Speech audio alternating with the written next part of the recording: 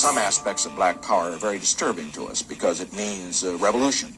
It means violence. But other aspects of black power are very constructive because it means that black people, they want to stand on their own feet. They want to have black banks and not just go to white banks. They want to have black businesses and not just go to the white businesses. And they should have, and they will have.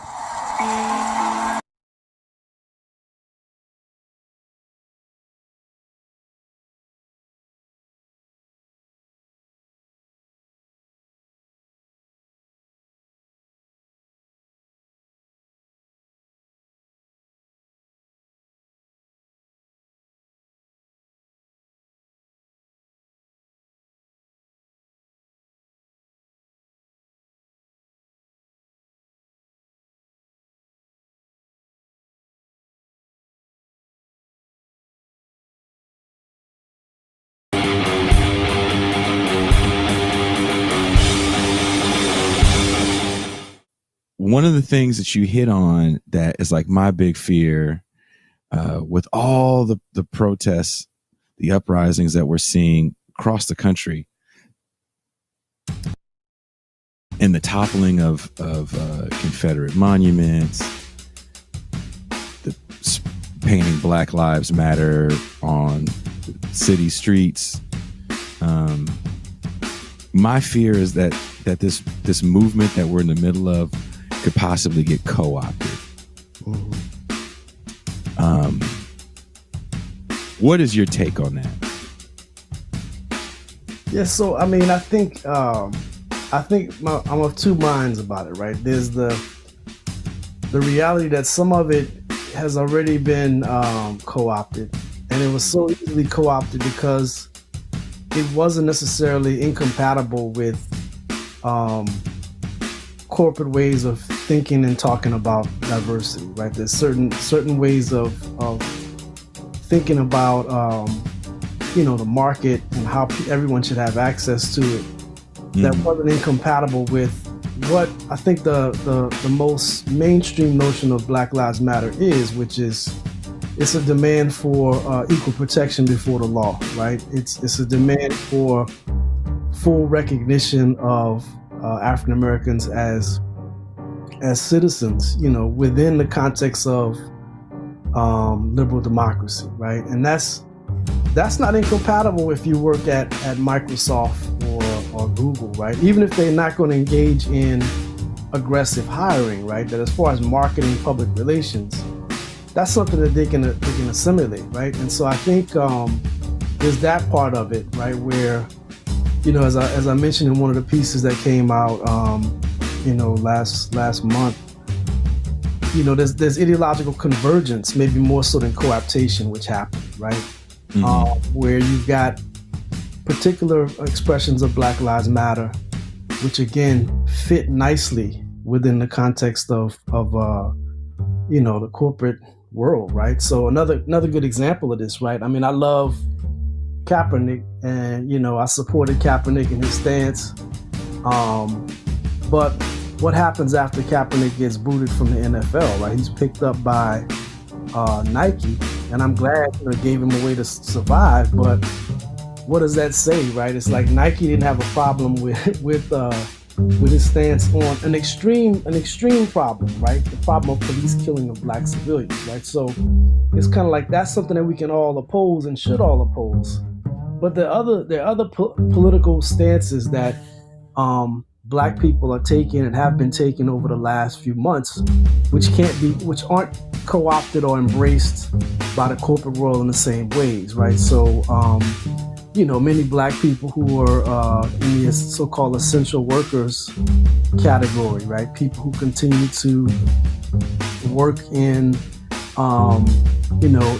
the food service industry, who are in the production of livestock and other food supplies, people who are in the delivery, right, and shipping.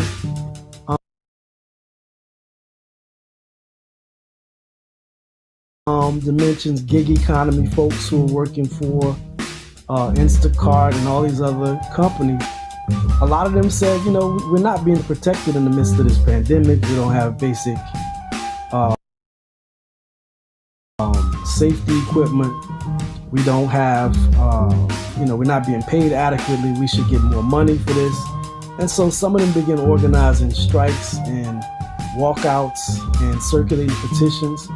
Those organizers got fired, right? So you can see in that case, we're still talking about black people in many cases, but their demands don't square with what the central logics of capital actually are, right? Which is those demands are against, they actually cut into the kind of profit making that these corporations exist for, right? So I think that's where we can see, how do you stop something from being co-opted, right? You make demands which don't necessarily square as easily with the central logics of capital. That would be my sense of it. But I mean, a lot of people, when I wrote that piece, there were people who rejected it on the grounds that, well, this is always going to happen, and that there's something else that's going on here that's more substantial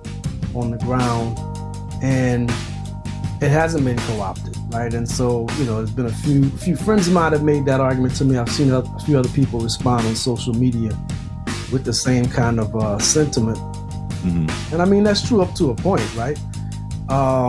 There are things that are happening on the ground which have nothing to do with the corporate right? There's campaigns locally where people are pushing for real reforms, right? So I'm not denying that, but I just think that it does matter though, right? Because the money is gonna shape some behaviors, and it's gonna shape certain organizations going forward, whether we like to think about that or not, right? I mean, it is going to set the agenda as far as what Black Lives Matter might mean, or anti-racism is going to mean in concrete terms, both within the corporate world, but also within, civil rights organizations, anti-policing organizations, and campaigns locally. But I think that's a real fear about being co-opted. I just think that some things that are more difficult to be co-opted, and we have to keep reminding ourselves of why, and to keep pushing for those things, right? Things that the front office and the corporate world really does not want. Those should be our demands. To hear the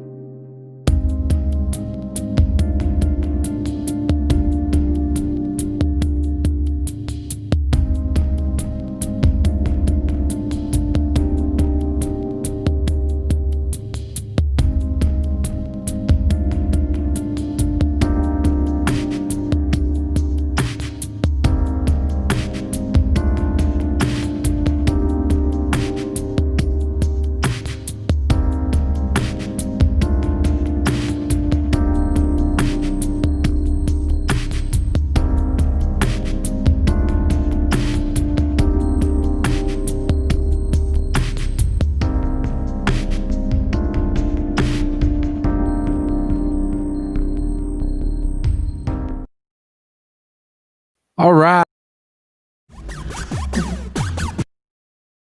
Thanks very much. This is the end of the year show, and a lot has happened since this whole thing started. And I'm pretty excited for this show because one of the guests on this show kind of, sort of, is the reason this whole end of the year show is even happening.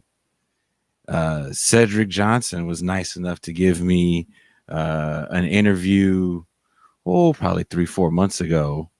And through that interview, I was able to get Torrey Reid, and from Touré, he introduced me to the new show co-host, Pascal Robert.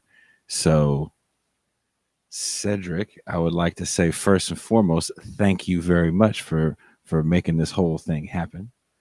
So today we're not going to go through a event by event thing that happened in the year. There's a couple big events that really cloud this year for us, right? That's the election and coronavirus and the handling of coronavirus.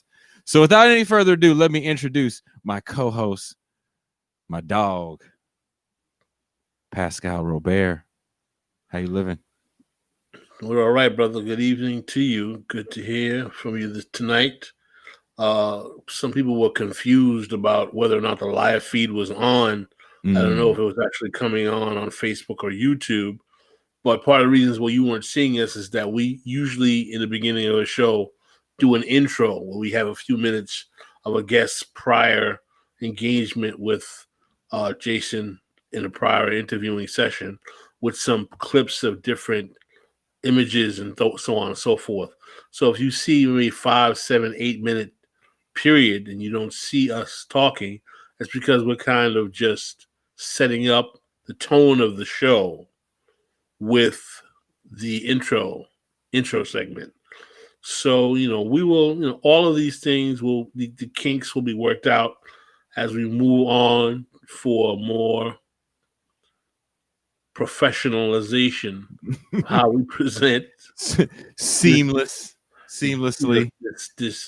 this program. But I'm very excited for tonight's show because not only have I grown to know and like Jason personally, but also the two other guests that we're having, Cedric Johnson and Torrey Reid, are brothers who I have read their work personally, and I consider them to be some of the top scholars of Black political thought. Books like Towards Freedom. Yes, Janice Graham, by the way, you knew you had Torrey Reid on your show at my urging, and you were very happy with that. You got to get Cedric on your show as well. Well, let's introduce these gentlemen. I'm going to introduce these gentlemen real quick, and then I'll let you do the beautiful particulars. Professor Cedric Johnson, author of I just have it right. Revolutionaries to Race Leaders. I almost said race traders. Oh, well, some people will That's another end. You're like tomato. Just so you know, I'm keeping it real. Got the book right here. It's a must-read for Black political education. Revolutionaries to Race Leaders. Black Power in the Making of African American Politics.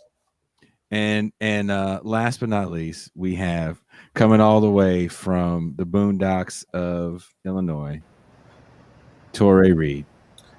Hey, can you hear me? Do I sound like you? Devil? You not all devilly. Cool. So Cedric, real quick, was it 2 weeks ago or last week? I made that clip of that part of our discussion, right? Right. And people have been listening to it or whatever, watching it, whatever. And so Pascal is talking, and this dude is commenting on the chat. He's like, Cedric Robinson, man, I love you. I learned so much from the thing.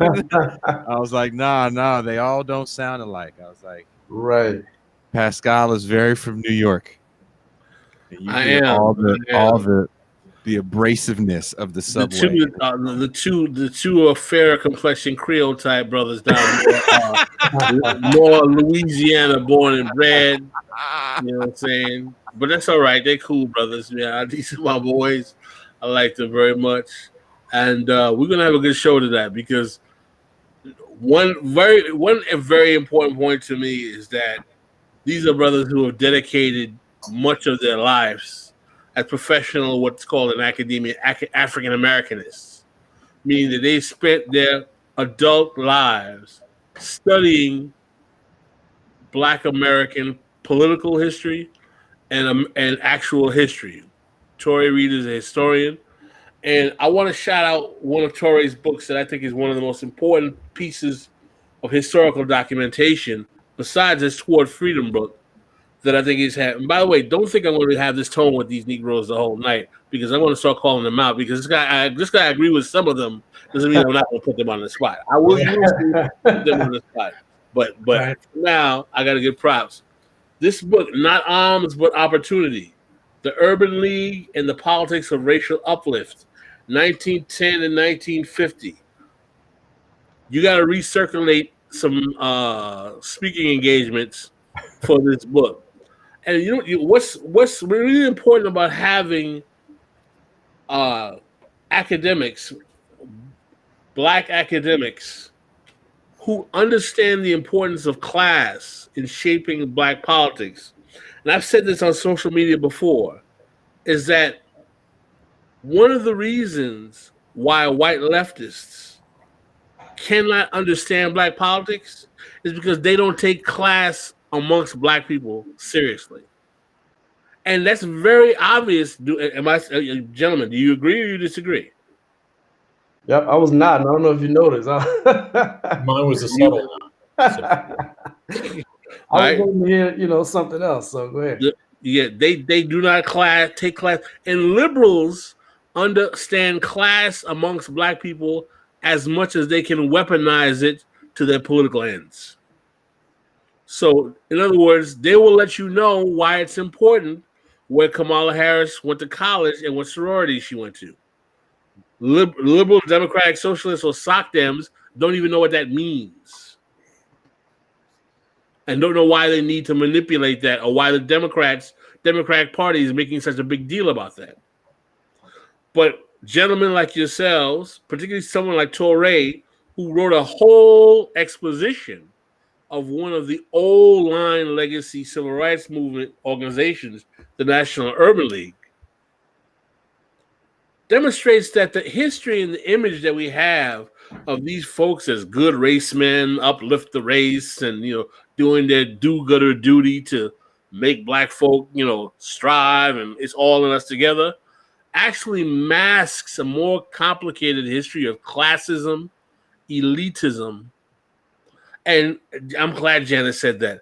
Most black people are too focused on the boule and not the tenant association leaders and Section 8 housing. Let me tell you why that's a very important statement. Because today, when black people are just starting today to realize that they may have class enemies, they reduce the whole phenomenon to, it's the boule Negroes, the boule Negroes. First of all, 3/4 of the folks that you're talking about who are, you believe, selling black folk out are probably likely not in the boule or haven't known a person in the boule their whole life. Okay?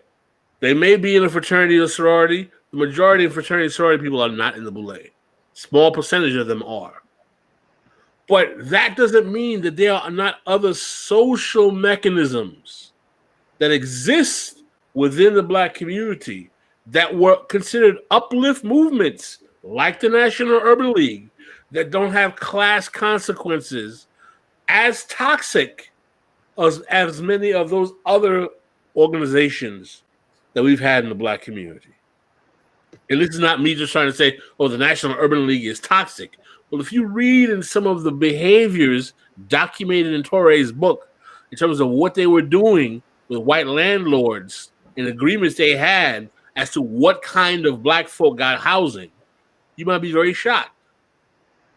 And by the way, as someone who's a member of one of these fraternities and sororities, what was most appreciative, what I appreciated most about this book is that one of the things that my fraternity prides itself on is that every president of the National Urban League except one has been a member of my fraternity.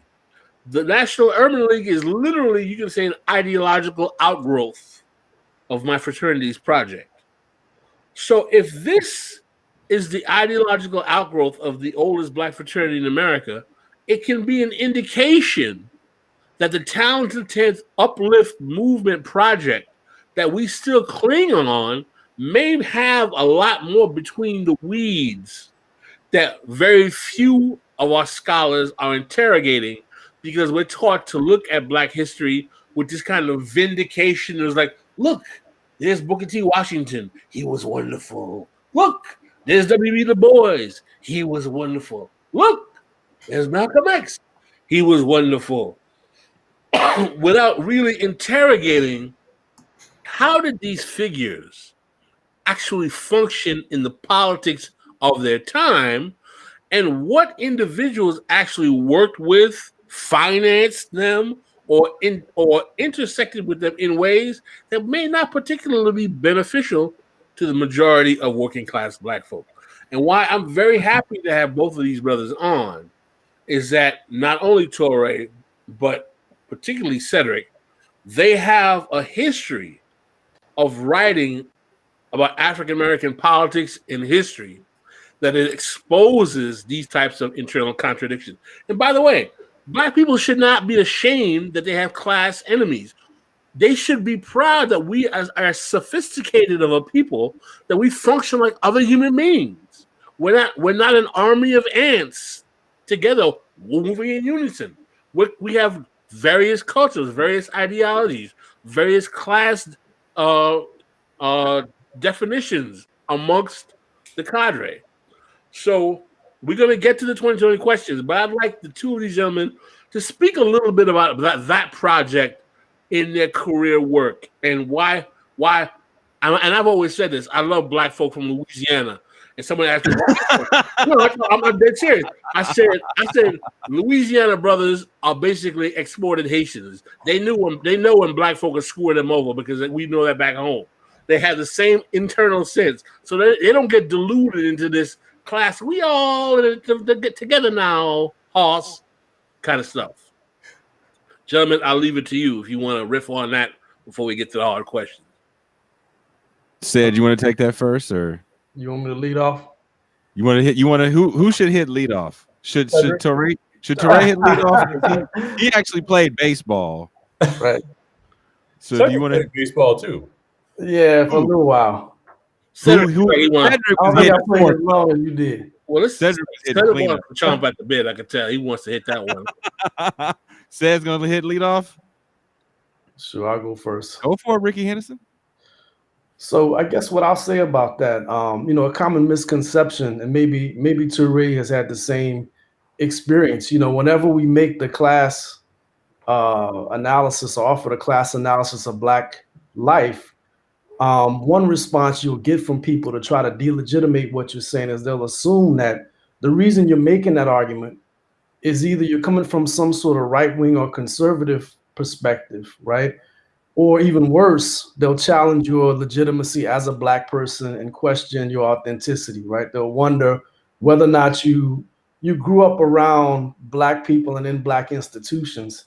And I'm always waiting for that when you're using the baseball analogy. That's like throwing it right down, down the plate for me, because that's how I came to the class analysis. It wasn't through, through books. It was through actually being in Black institutions and having grown up around Black fraternities and sororities, being a part of a Black fraternity, going to an historically Black college, growing up in a Black church, and witnessing my own town in South Louisiana be transformed from one that was governed by essentially by the old planter class in my hometown, and how it was transformed into a Black-run town. And so between the 1980s up until now, we've had, I think, 7 Black mayors in my hometown.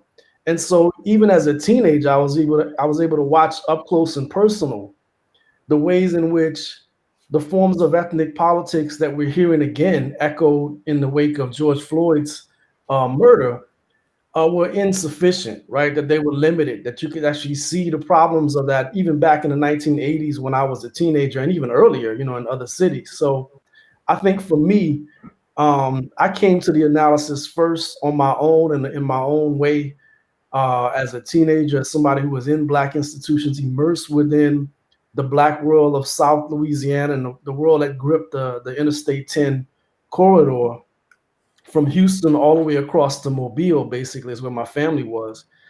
And then as an academic, I remember making some arguments to my grad advisor, Linda Faye Williams, who was a native of Texas. She actually died in the early 2000s, I was making some arguments about Black people and class contradictions.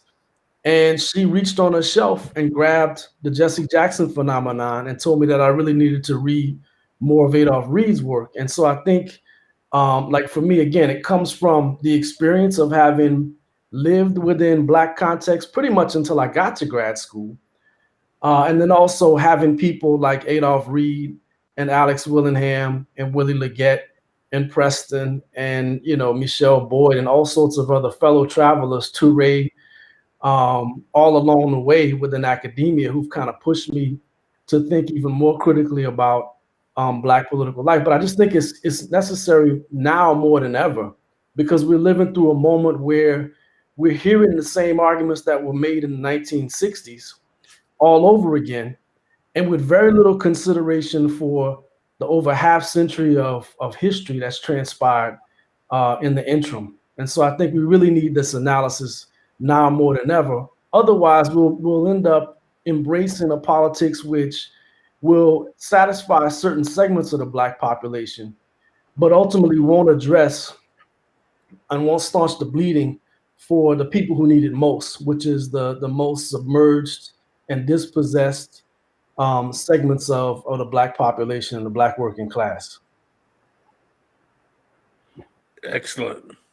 Yeah, I can echo almost everything Cedric said. I mean, just like Cedric, I came to class analysis growing up in Southwest Atlanta and New Haven, Connecticut, right? My family's from New Orleans, and I spent my summers as a kid in New Orleans. But my most of the days of my early childhood life were spent in Southwest Atlanta, which, if you were familiar with TI's ATL, that's where it's set. And while ATL is not the reason that TI will burn in hell, that's Iggy Azalea. Still a terrible movie. But anyway, I can never resist the opportunity to say that whenever I bring it up.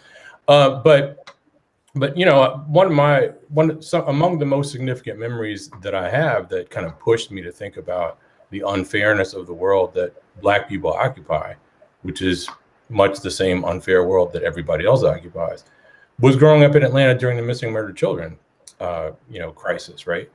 And you could see then, I was in grade school, and in fact, one of the kids who was murdered, Patrick Baltazar, who I didn't know personally, but we went to the same church, we were at the same boys club. He was a year older than me. Everybody in the city was of course touched by that, right? And kids were freaked out, and I was a kid, so I was freaked out. But you could see at the time, if you looked through it, the class skew of the reactions to the missing murdered children, and then of course because the victims were disproportionately, they're all Black boys, right? But they're disproportionately Black boys coming from lower income backgrounds, and that profoundly shaped, I think, the response, like who the victims were in a city with a Black mayor and a Black police chief, profoundly affected the response, right? And of course, once you got the sense that of what the motives were of the killer, at least presumed killer Wayne Williams, that too reflected the class sensibilities of the serial killer in question, right? And growing up between Southwest Atlanta, where everybody was Black, and New Haven, Connecticut, which is a majority Black and Puerto Rican city, but a very poor city. When I grew up there in the mid '80s, I had some experiences with the complexity of race and class in ways that were even more profound than the much more heavily segregated Atlanta. And I got to witness, I didn't know any white people. I didn't have any white peers in Atlanta. Teachers don't count. I had a couple white teachers, but when you're a kid, teachers aren't really people. So I didn't have any white peers until I was in Connecticut. And I'd hear how white people talked about Black people, right? And what the stereotypes were about Black people. I should say racist white people. And it struck me at a pretty early age, adolescence, that the racial discourse that people operated with was pregnant with class presumptions, right? I mean, because this is the era of underclass ideology, and what it meant to be Black, and to be a real Black person, I came to quickly see. was again someone who conformed to the stereotypes that Reagan spun, or the principal subjects in a John Singleton film or whatever, right? So, I got to see those things through lived experiences by actually living, just like Cedric, in majority Black spaces, exclusively Black spaces in Southwest Atlanta. And that profoundly informed my interest in trying to make sense of the complexities of outcomes, because I could see that there were Black people, my Black peers in Southwest Atlanta were being trained, if you will, or prepared to go to college, right, and to have careers as white-collar professionals. My Black peers in New Haven, Connecticut, at least at the first high school that I went to, were being trained for nothing so glamorous or fulfilling, but instead appeared to be trained through the context. I'm going to use the phrase institutional racism, since that'll probably come up at some point. We're being trained, for lives in institutions, be it the military or jail.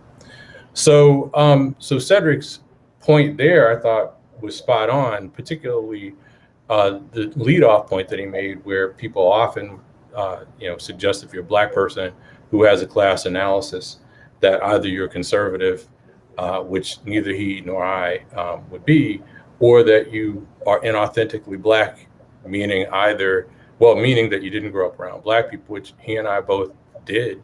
And for what it's worth, both my parents are HBCU alums, and 3 out of 4 of my grandparents are as well, if that matters. I don't think it should.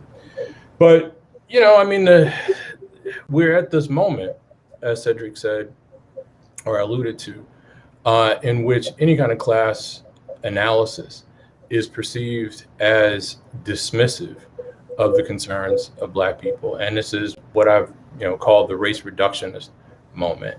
And rather than blathering on about that without a rudder, I think I'd like to explore that directly in the Q&A. All right.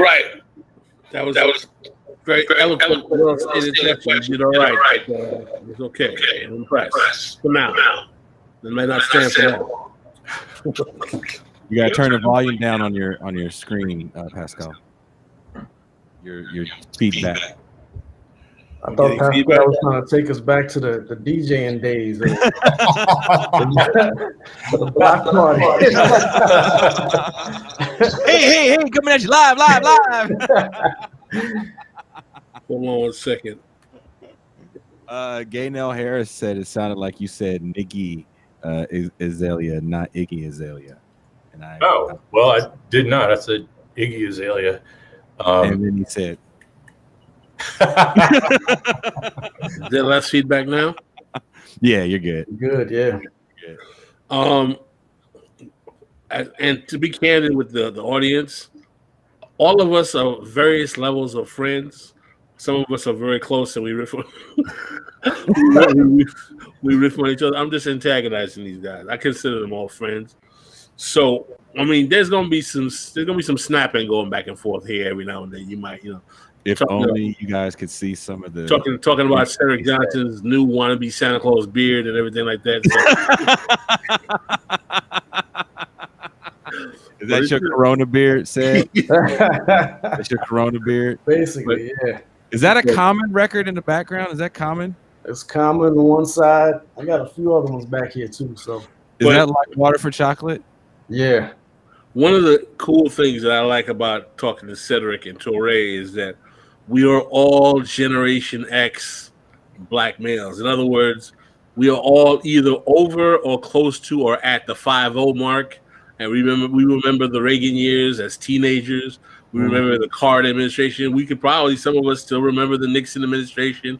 So the 50-year period that Cedric was talking about, what I call, and political science and historian, if I'm incorrect for using, I call it the 50-year counter-revolution, meaning this is the 50-year period of time from the rise of Nixon in which he implements policies, whether it be COINTELPRO, whether it be his cynical utilization of Black capitalism to get the Black middle class to basically implement a future agenda for Black politics that doesn't challenge capitalism at all, but basically institutionalized black politics into the traditional ruling class as what would be called as a kind of comprador relationship. Now, I realize there's a limitation to the comprador relationship because it assumes we get into the debates of are black people a colony of themselves, internal colonial theory, blah, blah, blah, which some of our more radical nationalist black left comrades believe. But the larger point is that there is a kind of metaphor with the rise of the black political class that comes out of this period of the 70s with so much radical hopes and aspirations, which Cedric documents very well in his book, From Revolutionaries to Race Leaders, that becomes a conservative project of kind of ethnic patronage politics at a time in which, after the New Deal, there's not much patronage to give out in these cities that become deindustrialized. And I want to connect Torrey's race reductionism to a specific question I have here. So we're going to go to that question, even though it's not number one in the list. But Tory, do you think that race reductionism is being promoted in this moment to push agendas for Black America that are actually capitalist philanthropy at their essence? Why is it that Jamie Dimon, CEO of J.P. Morgan Chase, will write extensively about closing the racial wealth gap, yet will not utter a word of support for federal jobs guarantee or universal health care? And is this not repetition ad absurdum of what we got from the Black Power era when it started to merge with the ruling class in the early 70s? In other words, are we seeing Black Power politics minus a change to capitalism all over again? Yeah. Well, we jump right into question 5. I mean, the people at home know the order, but I do. So I didn't even get my opportunity to warm up. What a way to end 2020. So I'll let Cedric deal with the Black Power point, right? Because I think that's in his wheelhouse. But is it because he's got a beard now? You gonna fuck with him about the whole black? He got to be Black Power man. That's Pascal. I shaved those like 3 days. That he made sure. All right, I'm gonna stop. So so Jamie Dimon and J.P. Morgan have pledged like $30 billion to close the racial wealth gap or something like that. Right. And I think Dimon said, something to the effect that he was motivated by a desire to counter the systemic racism that the banking industry had been complicit in. So to answer your question, and that complicity goes back to redlining, right?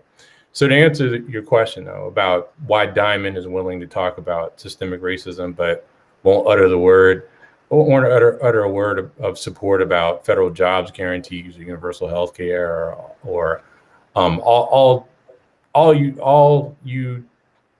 does is really, think about, all you have to do to make sense of why this is going on is that think about the implications of the details of the pledge, right? So again, just to make sense of what's motivating Dimon to talk about systemic racism, all you got to do is think about the details of the pledge. And so the $30 billion that J.P. Morgan and Jamie Dimon have pledged, unless something changed, dispersed as loans for mortgages for Black and Hispanic homeowners, loans to real estate developers to build affordable housing, loans to small businesses to grow the wealth of the Black masses, as well as funding for, I think, entrepreneurial training courses too.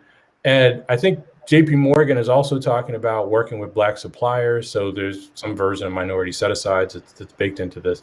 So again, if you put all of that together, what you see is a vision of injustice, or for him, a vision of justice that presumes inequality in housing markets, but you could throw labor markets into this too, was or is an irrational exception to an otherwise rational capitalist system. So Black people within this framework were disadvantaged by racism, but not capitalism. So you make loans to real estate entrepreneurs then to build affordable housing, whatever that means actually.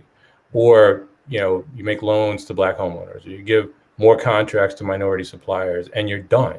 So the fix that Dimon, But throw Elizabeth Warren into this too, because she co-signed some version of this as well when she was running for president. So the fix is not to reimagine the structure of housing markets. The fix is doing more to incorporate Black people into a housing market that really can't meet low income workers, whatever their race needs, right?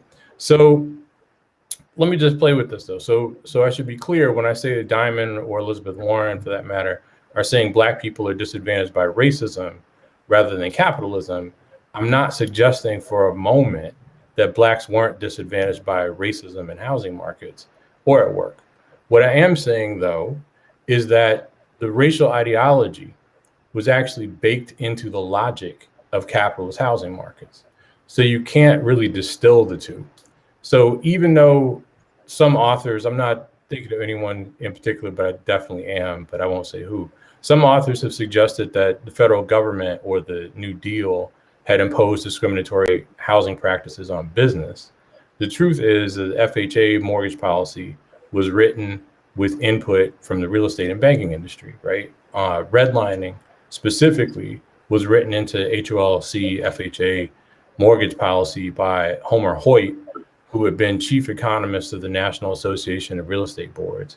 And redlining specifically was a way, redlining was drafted into law as a way specifically to minimize risks for investors. So what the New Deal did, and this is absolutely problematic, is it turned best business practices into law. So another way to put that is the real estate industry had already identified race before the New Deal as a factor in determining housing values.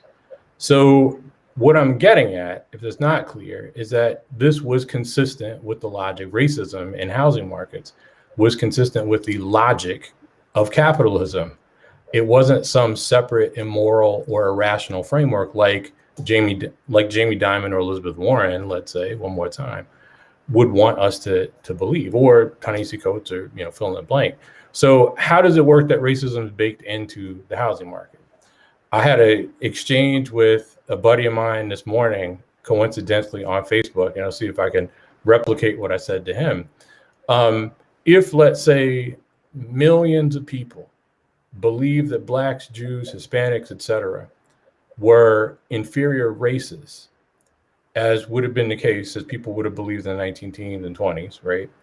So if millions of people believe that Blacks, Jews, Hispanics, fill in the blank, were inferior races, that by their nature, Blacks, Jews, Hispanics, etc., were incapable of maintaining high living standards and were alleged to be happier living amongst themselves, then for millions of Americans, residential segregation would have been appropriate, right? It would have been just, it would have been moral within that context. Same, of course, for wage discrimination.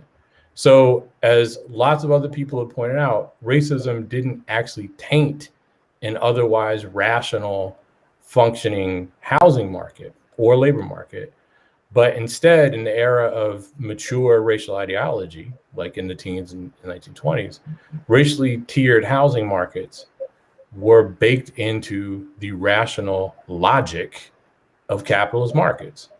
Now, that doesn't mean that racial discrimination was right, but it does mean that factoring in the race of renters or homeowners when determining property values, let's say, was for a bunch of people who embraced the realness of race just as logical from a capitalist economic standpoint as considering a prospective homeowners or renters credit score or income or occupation or education or how long they've had a job or whatever. So what the hell does this have to do with Jeremy Dimon? If it's not clear, so I'll just tie that up. So for someone like Dimon, systemic racism or structural racism, and the question is, why is he going to talk about systemic racism or structural racism? And I think those are two versions of the same thing, but not talk about social democratic policies. Skip how he makes his money, but just thinking about this in terms of ideology. So for someone like Jeremy Dimon, systemic racism, structural racism, whatever you want to call it, offer a vocabulary for explaining racial disparities that actually abstracts racial disparities from capitalism. And I got to say this because Pascal, I think, will give me shit if I don't. I should stress this is one of the things that I don't like about systemic or structural racism. I think for what it's worth, I also think that structural racism and systemic racism as constructs lend themselves to individualist solutions to societal problems. But I got to make the point or put out there, since I know a lot of people were animated by my having said in a different interview not too long ago that I would like to see systemic racism or structural racism retired in constructs like that, because I think that those constructs don't really do Black people or working class or poor Black people anyway a solid, and they certainly don't do a solid to progressives.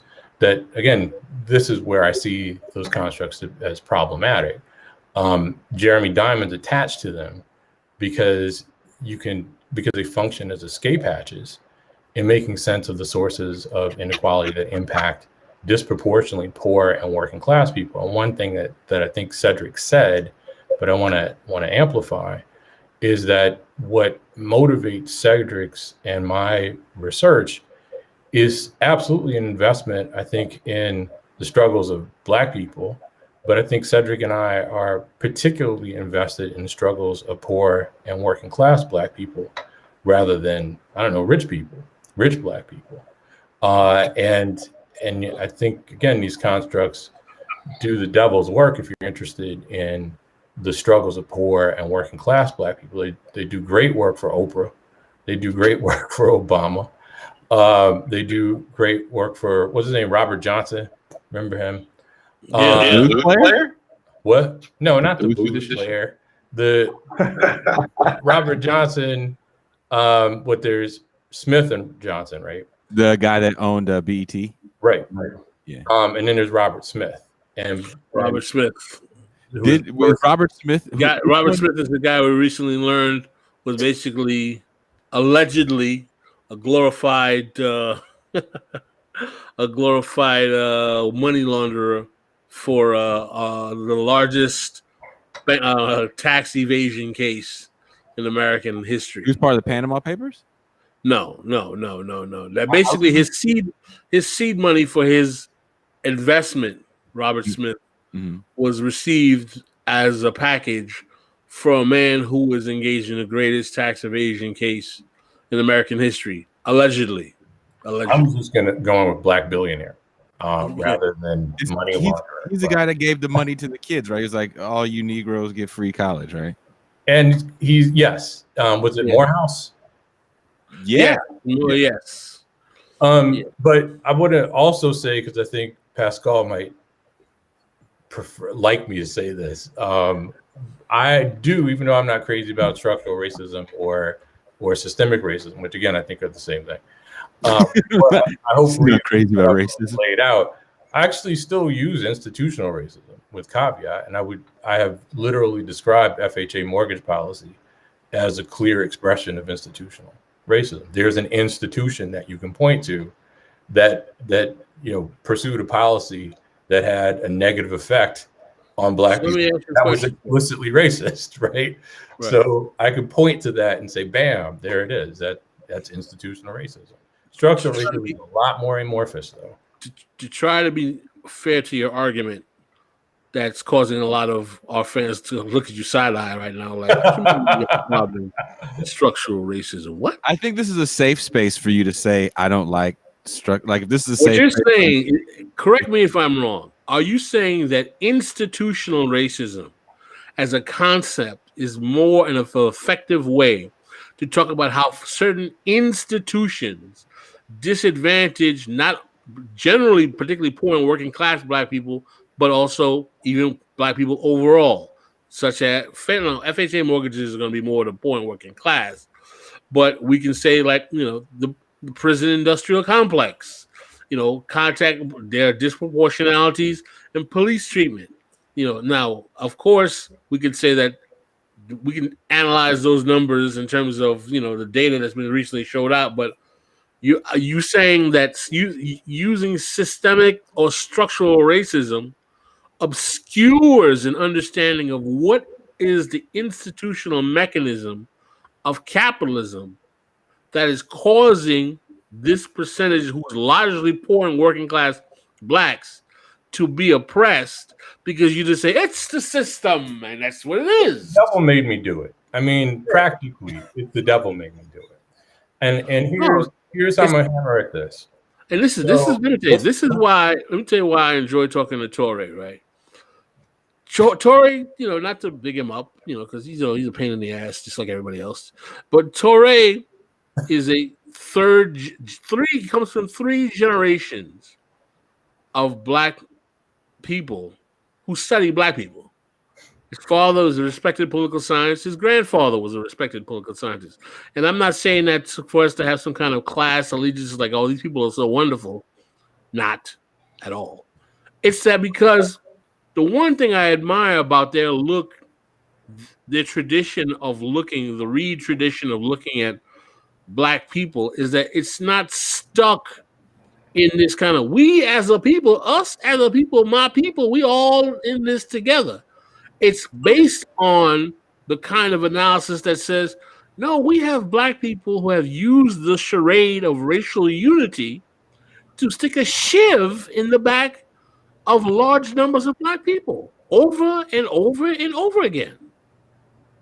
And we're alive to this. And we are saying that this may want to make you rethink of the we as a people, us as a people, my people shtick with much more circumspection. Would that be a fair assessment of the Reid tradition, Tory? Sure. Yeah, I think that's reasonable. But would you be cool with my expanding on the devil made me do a part of? Yes, go ahead. Oh, shit. All you got to do is get in the Wayback Machine, which I know Jason is fond of, and go back to those halcyon days of the 2016 Democratic primaries and reflect on the way that Hillary Clinton used the language of systemic racism and implicit bias, actually, to deflect attention from her complicity in policies, her husband's policies, that disproportionately impacted black people negatively. So, for example, I can't remember which debate it was, but I'm pretty sure I was in Fayetteville, Arkansas, when I watched this debate. Not that matters to anybody but my dad if he's watching. But she had said, in one of the debates, she came at Sanders about his calls for banking regulation, and she said something to the effect that regulating Wall Street would do nothing to address the problems of systemic racism. Yes, contributed to the mortgage crisis. And if you have any sense, say it again for the people with seats in the back. So one more time, she said, coming at Sanders. Who is this? Hillary Clinton, correct? Hillary Rodham Clinton. In 2016, correct? 2016. In one of the Democratic primary debates, she said that that Sanders' calls for regulation of the banking industry, Wall Street, would do nothing to redress the problems of systemic racism that had hobbled African Americans. And I can't recall if she made a direct reference to the mortgage crisis at that point. But the thing that was absolutely jacked up about it is that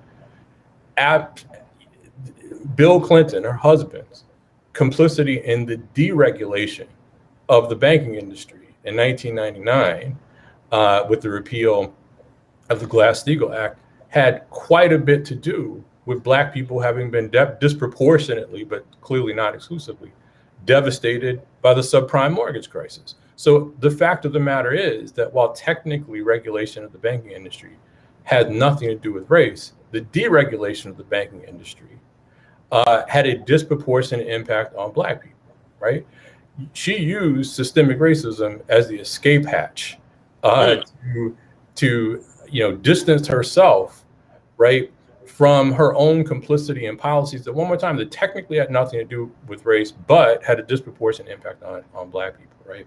And it became that wasn't the clearest expression of the devil made me do it, but the clearest expression of the devil made me do it update was the way that she used the language of implicit bias to explain her super predator bullshit, right?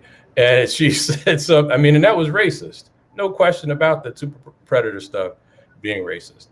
But what was her escape hatch from that? She was suffering from the original sin of racism that has hobbled Americans and everybody else for a millennia. And she literally did say that obviously America has not been around for millennia, but she literally did say that racism has hobbled us for millennia. And again, the problem was she just wasn't alive to the implications of what she was saying because of her, white privilege or implicit bias or whatever. Oh my God. Right? That's bullshit. She wasn't alive to it because she had shitty politics, right? That's why she wasn't alive to it. It wasn't that she'd suffered from the original sin of racism. It's that she had terrible politics, and lots of people paid a price for her husband's terrible politics. Do you know what's fascinating? We got echo. Oh, is it me with You that? got one more time to turn the volume up. Who needs to turn the volume up? I keep turning it down. I keep having to turn it down. Okay, you know what's fascinating here? We're basically talking about how liberals, literally the modern manifestation of neoliberalism, hyper-privatization and marketization in the Democratic Party, the Clintons, are so worse. In 2016, Hillary Clinton was so adept at using anti-racist language that she would use it to weaponize against legitimate critiques of policies her own husband implemented that damaged Black people significantly. And these are anti-racist talking points that many Black quote-unquote liberals on the left will fight for and will cling to, say, no, this is the best description. Let me ask a question. Does anti-racist discourse, which by the way often starts in academia, does that get created, gentlemen, outside the wheelhouse of the liberal foundation world? In other words, does this stuff exist outside of white capital deciding what is better for them in terms of their overall goal of keeping capitalism function? And you're talking like white fragility and stuff like that, and how to be an anti-racist and implicit bias training and be nice to your Black coworker kind of stuff in the workplace like that. I think that's an example, but the kind of talking points that Hillary was using in that debate and subsequent ones, a lot of those terms started in academia. What I'm saying is that, is there that much of a space between how these terms are given agency and the connection with the foundation world and funding research, discourse, who gets grants for their studies? I'm curious. Enlighten me. I'm asking. Are you trying to make them call out their fellow academics who they have to sit there in a meeting with and be like, I saw you on the live stream the other day talking about my grift? Yeah, I mean, let me take it up. I think so. I wouldn't put it all on academics, right? Even though that's a major locus of a lot of the ideas, the terminology, some of the the kind of social entrepreneurship that we see in motion right now. A lot of it does have its origins in that migration of new left politics into academia. So the foundations are there, no doubt. But when thinking about Black Lives Matter and the way that anti-racism has become so dominant to the extent that, Hillary Clinton would embrace it in the way that Touré described. Joe Biden has already used the term systemic racism multiple times, before and after he was elected. I think in thinking about that phenomenon, we got to dig a little bit deeper. So it's not just a function of academia. I mean, there still is a way in which a particular kind of anti-racist politics is appealing. It operates at such a high level of abstraction that it helps people to understand or think they understand certain things about the society at this particular historical moment. So I would actually argue that Black Lives Matter as a phenomenon is not just a response to policing, right? Policing and videotaped video recorded police killings becomes the vehicle for it. But I think the foundations of it are much deeper, right? They come before Ferguson, before even Trayvon. the killing of Trayvon Martin, even before the killing of Oscar Grant. If we can go back to like the Hurricane Katrina disaster, some of that rhetoric is already animating people and how they understand what happened in New Orleans and the Gulf Coast, right? That becomes the most immediate and ready way of understanding the disaster, even though, as many people pointed out, the first among them, as I already evoked Adolf already, but here's a second site. People should go back and look at the things that he wrote in the immediate aftermath after Katrina, because he was one of the first people to point out that race didn't really help us to understand who was left behind. It didn't necessarily help us to understand purely who was drowned and who was saved, who was able to rebuild, and who was essentially banished from the city, and the kind of reconstruction that took place. That it really was about a kind of politics that we have to spend time thinking about, and again, to go back to what Touré was saying, we can use terms like systemic racism. They kind of catch-all phrases for some people. They don't always help us to understand what's happening historically, right? They're kind of an easy way for us to talk about processes that deserve study, right? And that's not just for bourgeois people to deal with. I think everybody, working class people, study. We pay attention to what's going on in the world. I know the people I grew up around, who were mostly sharecroppers and domestic and manual laborers, they had opinions about the world. They talked about local class politics. So I don't think this is just an academic exercise. But I think what we see happening with the Katrina disaster, and I think this is refracted through social media, and social media plays an important role in reproducing some of the rhetoric that would give us Black Lives Matter. Racism becomes an easy way to corral a number of different disruptions that are caused by neoliberalization, right? So there's, on the one hand, the weakening of the social safety net, decades in the making, which can be understood by some people, at least characterized through that, because we can see the ways in which it affects Black people in cities, the demolition of public housing across the country, the kinds of disruptions that produce for neighborhoods, the ways in which people are moved off the welfare rolls and into oftentimes, mandatory jobs that are low wage and meaningless in so many ways, are banished to schools that are failing in central cities. So there's a way in which a number of these different disruptions of neoliberalization, the rollback of the old social welfare state, is summarized by a particular kind of anti-racist politics, right? It's the way in which some people make sense of the world, right? What they're seeing in neighborhoods, young people being rounded up by cops. They're seeing people being harassed under this new policing regime that's rolled out alongside the removal of the welfare state. And I think that's part of where Black Lives Matter begins. So it's not just an academic phenomenon, but it's also the ways in which those older discourses of racial justice are used to understand the world that we're in. And it's academics.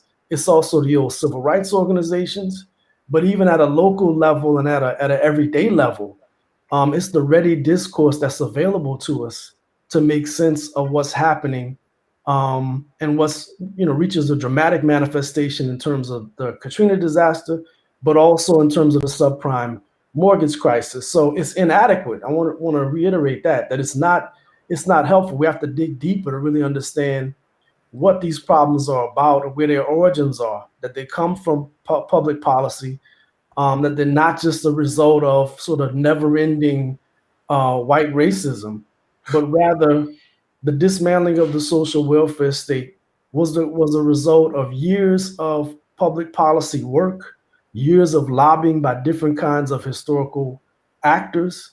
And those actors were a combination of folks. They weren't just whites or even very powerful whites. They also included Black politicians, right? We've talked about this in other venues, even in terms of understanding the carceral buildup.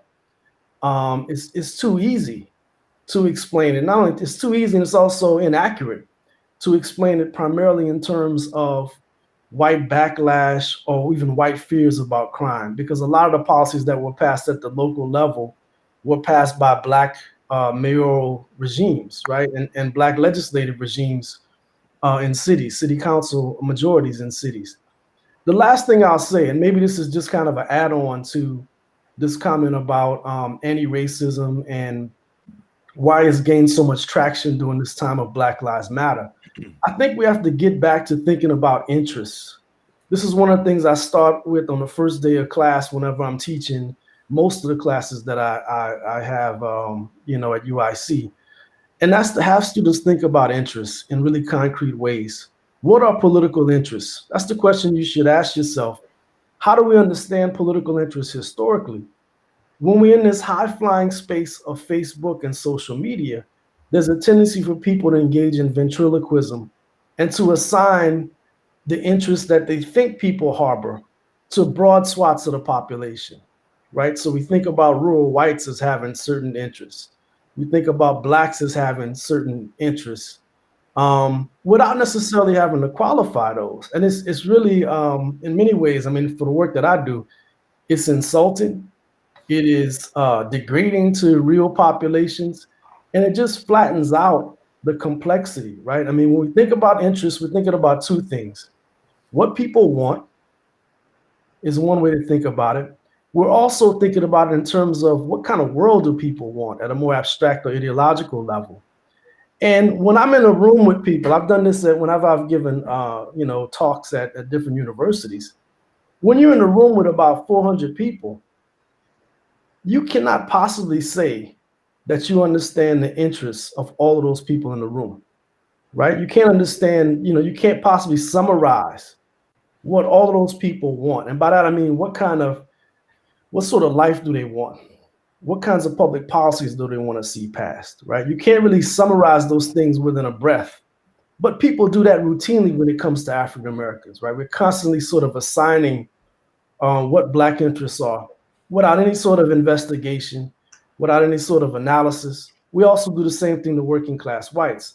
I think we have to stop that. I think that's one of the things that allows a particular kind of overly simplistic politics to flourish in so many spaces, and it just doesn't serve us well. So as an add-on, we should keep coming back to this question of interest. I think it's one way to diffuse some of these high-flying and unhelpful discussions about history and contemporary Black political life.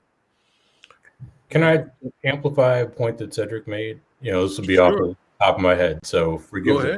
Cedric's point about the ways that opportunity structures shape, and I'm going to paraphrase this, and you'll correct me if I'm butchering the formulation, Cedric, but Cedric made an important point about opportunity structures shaping the way that people define, and Black people and everyone else define their interests. And I think, is that a reasonable way to describe what you were getting at, Cedric? Mm-hmm. Yeah, sure. So that's hugely important, and I don't think we pay enough attention to it. And I can actually connect this to a degree to an elaboration on a point about institutional racism. There it is, that someone had actually asked in the question, I forget who. But in the 1930s and 40s, for example, the New Deal had a profound impact on the way that Black people defined their political interests, right? I mean, Blacks were impacted disproportionately by the Great Depression, even though the Great Depression technically has got nothing to do with race. Where Blacks were in labor markets and housing markets certainly meant, and because of racism, right? But certainly meant that Blacks were impacted disproportionately negatively by the Great Depression, right? It had much higher rates of unemployment and poverty and homelessness, et cetera. The New Deal, since the New Deal was conceived as a means of writing a listing capitalist economy by creating a kind of more sustainable model of capitalism, ensuring that workers had some portion, had a fairer share, maybe not a fair share, but a more fair share of capitalism rewards, because workers would then spend that money and then fuel capitalist growth, right? that would have a profound effect on the ways that Black Americans defined their interests, right? The fact that the New Deal, again, sort of privileged labor as protected speech and the rights of working people to demand, more equal treatment, and the fact that Blacks were impacted disproportionately as well by the Great Depression led Black Americans in the 1930s and 40s to define, on the whole, their interests quite differently than Blacks would in the teens and 20s, or for that matter, after Black Power, insofar as Black Americans tended to define their political interests more in terms of working class politics, which included the right to collective bargaining, but the right to collective bargaining by way of interracial trade unionism, both on principle and they did the math on it, right? Blacks are 10% of the population.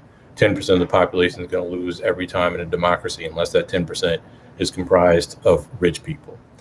In the 1960s, though, it's going to be another expression of progressive politics, but it's going to be a very different expression of progressive politics in some ways, and in some ways, economically, a more conservative expression of liberalism. And so the war on poverty doesn't look very much like the New Deal at all, for a variety of reasons. And what happens is that, and this is going to, I'm going to explore for a second the way the political opportunity structures shape the way that Black people define their interests. There's a debate over what, in the early 1960s, over what anti-discrimination policy should look like. And the debate, sort of oscillated between two anti-discrimination policies, Senate Bill S 1937, which actually was kind of New Deal-like, and then what's going to be the Civil Rights Act of 1964's Title VII. And S 1937, which was a lot closer in many ways to what Black activists in the March on Washington had been calling for, which was not just anti-discrimination policies, not just discrimination in workplace and housing policies, but that was certainly those are part of the demands of the 1963 March on Washington. But actually the organizers of the March on Washington were also calling for New Deal style policies, right? Targeting, of course, poor and working class people, but they were basically interracial policies. But anyway, so S 1937 didn't just have an anti-discrimination component, it actually had a jobs creation component. And for a variety of reasons, S 1937 lost ground to Title VII. In the aftermath, and Title VII's, not a bad thing. I think all of us involved in this medium here are beneficiaries of Title VII. I certainly understand myself to be a beneficiary of Title VII. And as well as, I understand myself to be a beneficiary of the Civil Rights Act of 1964 and the Civil Rights Act of 1968, for what it's worth. They're good things, but they were inadequate. And partly because they did not address the transformation of the American economy from a blue collar economy to a white collar, high tech service economy, which had a disproportionate impact on Blacks, partly because of residential segregation owed to FHA policy. So there's that, right? But again, Title VII or the Civil Rights Acts of 64 and 68 didn't address that. But the Civil Rights Act of 1964, unlike S 1937, was the bill that passed. And in the aftermath of the passage of the Civil Rights Act of 1964, it's clear that the Johnson administration isn't really going to push for a kind of New Deal, return to sort of New Deal liberalism, insofar as it was loath to intervene in labor markets the way that the New Dealers had intervened in labor markets. And thus the Johnson administration wasn't invested in direct job creation, which was going to benefit Blacks disproportionately, though not exclusively. How did Black activists begin to define more and more their demands? They began to define their demands more and more in terms of race exceptionalist frameworks and less in terms of race and class. And so it's in the aftermath, right? It's no coincidence that it's in the second half of the 1960s that we get institutional racism as a construct to explain the disproportionate disadvantages that blacks faced in housing and labor markets. And it's not that institutional racism as a construct is completely without merit. Like I said, I use it. So I wouldn't suggest for a moment that it is completely without merit if I use it. But even institutional racism has its limitations. I see a number of questions, so I'll shut up there. But I just wanted to amplify what Cedric was getting at. And there are a couple of New Deal questions that might be they're coming at you. I'd like to take some of the questions of my my good friend Janice Graham, also a good friend to Tory as well. Janice asks the question, how do you then resolve the critical impact of dependency on an economy in which Black people participate significantly different? At the New Deal, if whites were not working, Blacks were adversely affected by it. Title VII and the FHA Act, and neither are still numb for Black people, and EO, Executive Order 11246. I'd like you, if you can elaborate. Or a little more clarification on the front end New Deal question. And I guess maybe if you show that to me again. I think Cedric had something to say too. Oh, I'm sorry. You wanted to answer that question, Cedric? How do you then resolve the critical impact of dependency on an economy in which Black people participate significantly different? Yeah, I mean, I can take a stab at it. I don't know. I mean, I think I'll start by saying I think we on one level we should learn from the New Deal experience, right? But also we should, as Touré has done in his own work, understand the unique context in which the New Deal was created, what particular forces were at play at the time, the ways in which radical trade union or labor movements were able to impress upon the New Deal a certain direction. So there's things that we can take away from it clearly. I actually think public works, which did benefit Black people during the New Deal period, both in the form of the Works Progress Administration and also the Civilian Conservation Corps, are still valuable ideas. I mean, public works pretty much disappears from the repertoire of possible solutions to questions of joblessness in the post-war period as we make this more sharp turn towards a commercial Keynesianism, right, and a reliance on private contractors to do the work of infrastructure development in the country, right? So we shift from a policy or a practice during the New Deal, which is publicly funded and publicly managed jobs programs, towards a posture which we're still in now, really takes shape, I think, and strengthens during the post-war era of contracting. Federal monies are then doled out to local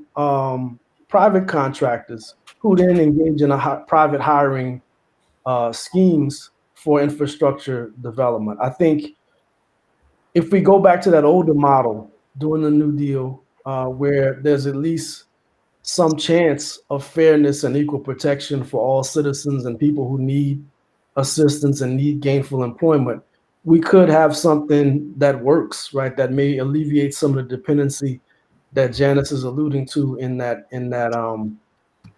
message. But I think we have to, I guess to go back to my original point, we don't have to be bound by whatever mistakes were made historically by the New Dealers, or even by Great Society liberals, or even the democratic neoliberals, right? I mean, I think we have to be more creative in terms of thinking about what kind of world do we want? What sort of strategies and policies should we be pursuing in this particular juncture? And, I'm for one, I'm kind of fatigued on it. And that's not a response to Janice. It's more of a broad, maybe a broad exhaustion about this particular year and what it's meant by what ends up being a defeatist posture, right? Where we assume that because things couldn't be achieved historically, that somehow this political moment is also equally moribund, right? It's limited, it's chained by whatever happened in the past. And I think we certainly have to recognize and accept the real limitations that are in front of us. but we should also have the courage to think about what's possible and to not be limited by what happened in other periods, right? I think that this is a new moment. There's a different balance of class forces. There are new corners of the society that are awakened, and that are demanding something different. I don't have a Pollyannish view about what this all means, but I just think that we have to think about his history in a way that's critical, right? That mines those aspects that might be helpful, but also understands that we're no longer in those particular junctures, right? That we're in a completely new historical moment that has its own possibilities and limitations that we should also be working hard to understand. Cedric, I'd like to go. Can I amplify? Can I get in there just a little bit? As a guest, a professional amp tonight, brother. Okay. Well, it is what it is, because I like Cedric's response, and I want to just amplify the point. The point that Cedric makes, that we don't have to be bound by the particulars of the New Deal or the Great Society, is spot on. And I'm not advocating that we do the New Deal as was. I don't think that's in the offing. I don't think anybody is advocating that or has been advocating it. John LBJ, for what it's worth, and this isn't worth much, it's owed partly to the fact that I was born in the 70s rather than the 50s or 60s. LBJ is my favorite president because of the race man in me, right? FDR, I think, is the best president of the modern era, but LBJ was the greatest. So what about when LBJ grew out that ponytail towards the end? Best thing to have an LBJ. Acknowledge shit like that. Vietnam. Vietnam's a really good reason to not like LBJ. And it's why my father and I had a little divide for a while. And to be fair, I was almost born in Canada for a reason. But anyway, so the point that I'm getting at, though, is since no one would advocate, one of the reasons I wouldn't advocate return to the New Deal as it was because there was no Civil Rights Act of 1964 or Voting Rights Act of 1965 or Civil Rights Act of 1968 in 1935, right? So whatever I would advocate for, like by definition, whatever I would advocate for wouldn't be class first.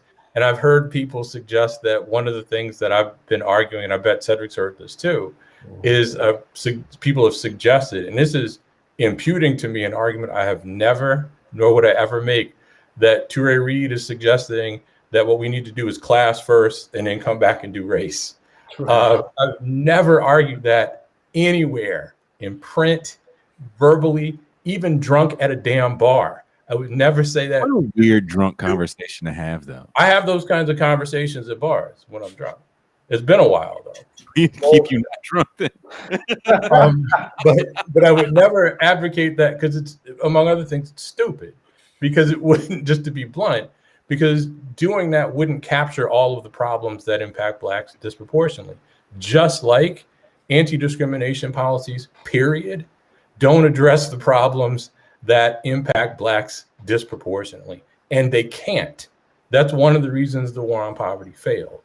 It had some successes, but the war on poverty never set out, and Cedric had alluded to this, to eliminate poverty per se, right? Because one of the things that was off the table, because Johnson was not FDR, commercial Keynesianism is kind of the precursor to trickle down.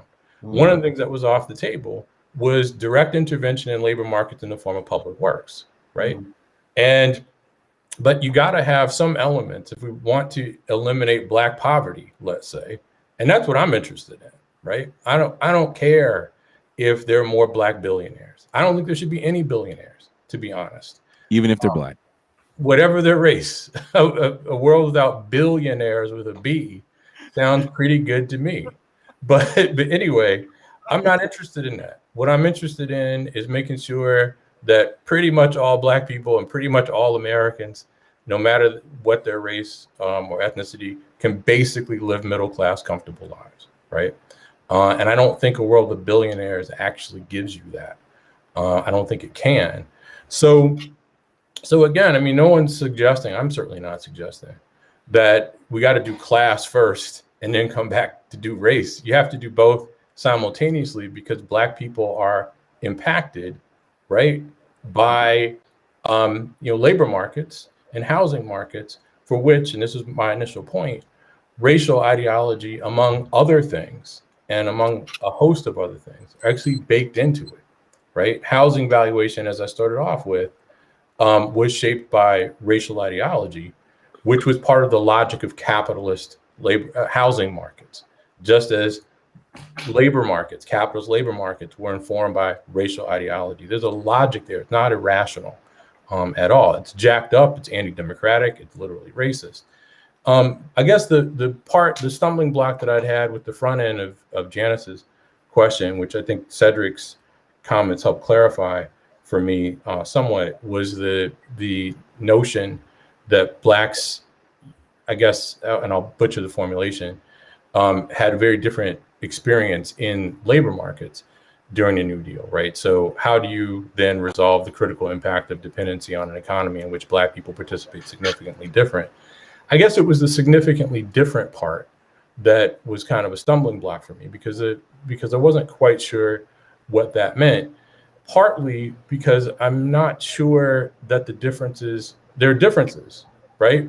There's certainly differences in the experience of, let's say, Black workers in the 1930s. Of course, it's not 2020, but there are certainly differences in the experiences of Black workers in the 1920s and 30s from white. But there's a hell of a lot of overlap.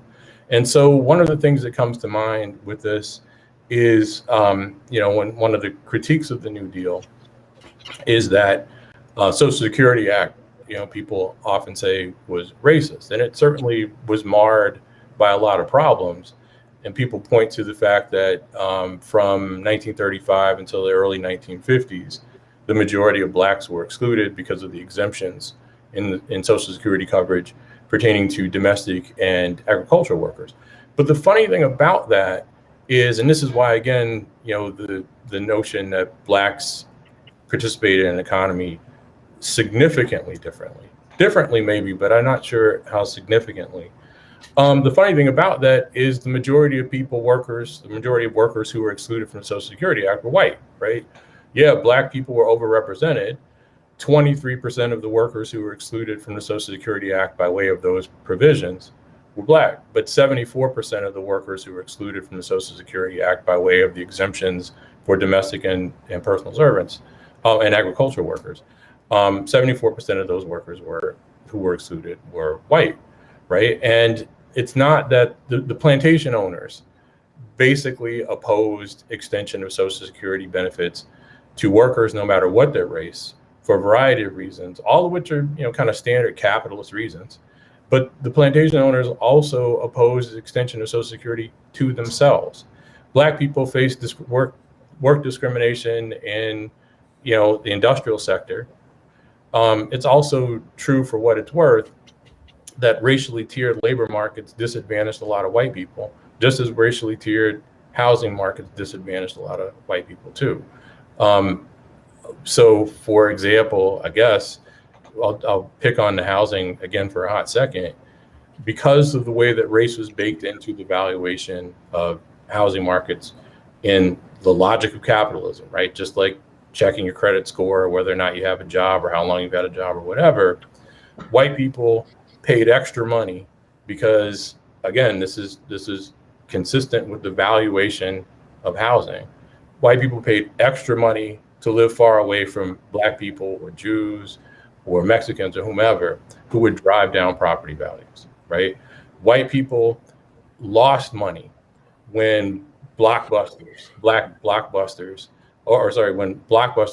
moved Black renters or homeowners into white neighborhoods, one more time, because of the way that the real estate industry and then FHA, HOLC, FHA, VA valued properties in which race was baked into the valuation.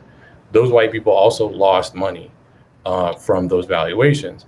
I guess what I'm getting at, and probably not the smoothest way, is that the only people who actually benefited from those racially tiered housing market were real estate entrepreneurs. Even the white homeowners didn't benefit from that. Yes, they experienced yes, the way that they experienced capitalist housing markets was different, but they were impacted by race too, by the logic of race, and paid a price for it. A price that was nowhere near as great as Black people, is not equal, and I'm not suggesting that.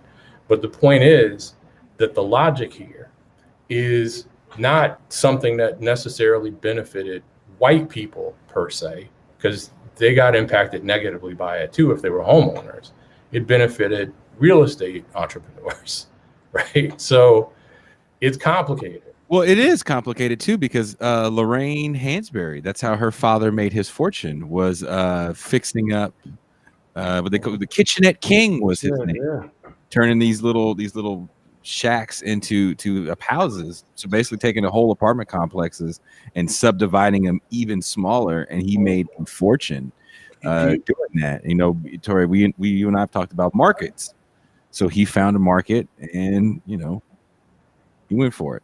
Right. So. Do you guys mind if I actually ask a question from our list of questions that we okay? Here's the situation, and I'm going to ask our guest this, and I'm going to ask you this too, Pascal. Sorry, I have a friend named Pascal, so I always apologize if I call you the wrong name. It's 7:30. 10:30 my time. We said we were going to go. Sorry, we said we were going to go. An hour and a half. We didn't get on some of the really good end of the year questions that I definitely wanted to get into with these two cats. And I know you wanted to get into it. And we have this sweet RoboCop clip. Keep up. Well, this question is important to me because to me this is about the future of the Black left. If there is one, what's going to be one? That's why. Okay. Well, I'm gonna leave the four squares up.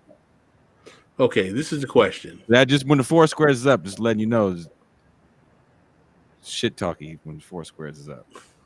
Here's the question. I've said for over 4 years now that the fulcrum of Black electoral politics today exists to the right of white progressives, and this development is both unprecedented and evidence of how much Black politics has moved rightward in the age of neoliberalism in the post-civil rights era. Regardless of what we think about him, with Bernie Sanders being neutralized by Congressman James Clyburn's marshaling his constituents into supporting candidates in 2016 and 2020 who represented the neoliberal turn in the Democratic Party, can we admit that there will be no left politics in America without the cultivation of a large number of Black citizens reclaiming Black left or Black progressive politics? That's the question. Touré went and got a notebook, so he was prepared for your ass on this one. Not that one. I was just looking to see which one it was. And it was on like the third page or whatever.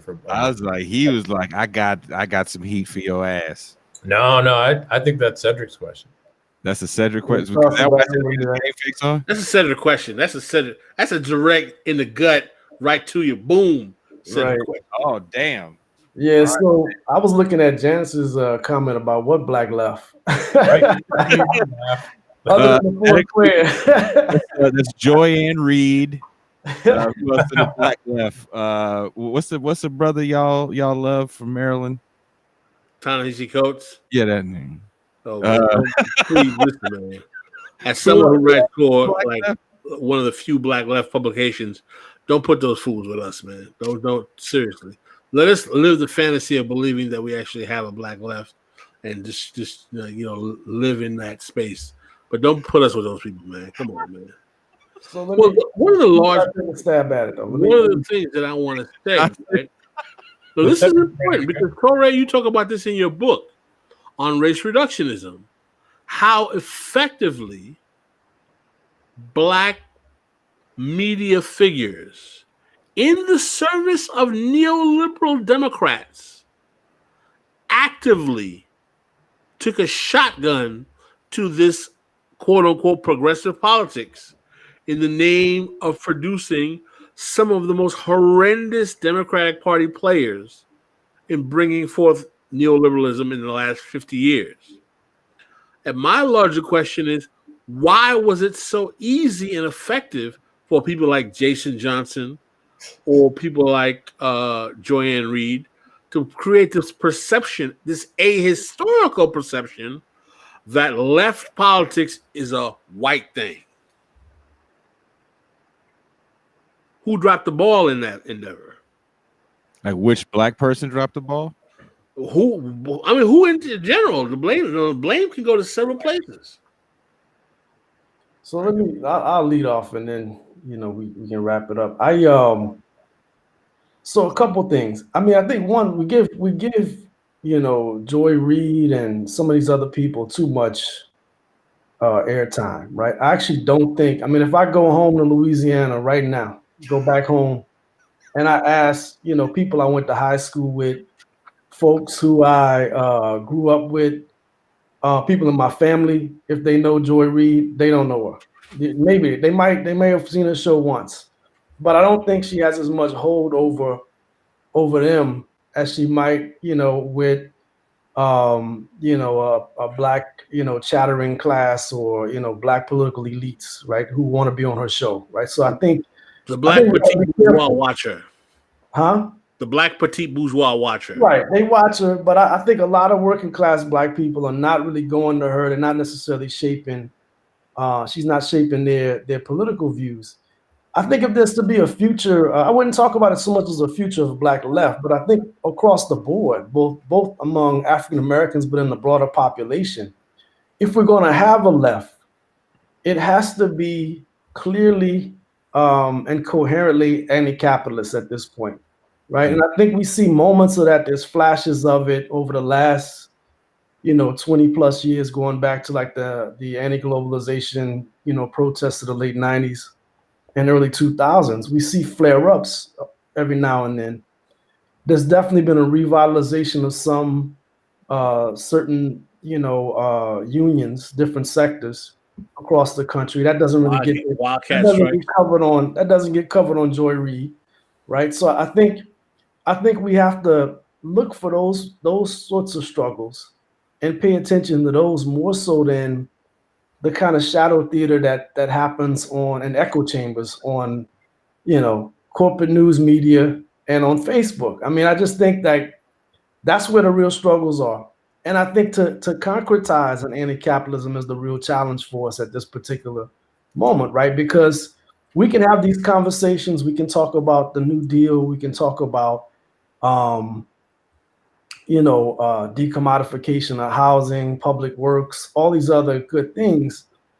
Again, when I go back to Louisiana, I don't hear people talking about that stuff, right? They're not talking about it. They're not even talking about it if I drive, through certain, to certain neighborhoods here in Chicagoland. So I think that's the task that's before us, right? Is to engage in a kind of left politics which doesn't get bogged down in the nomenclature, of anti-capitalism, while at the same time being meaningfully anti-capitalist in people's lives, right? If that makes any sense. I mean, I think that's the task as I see it.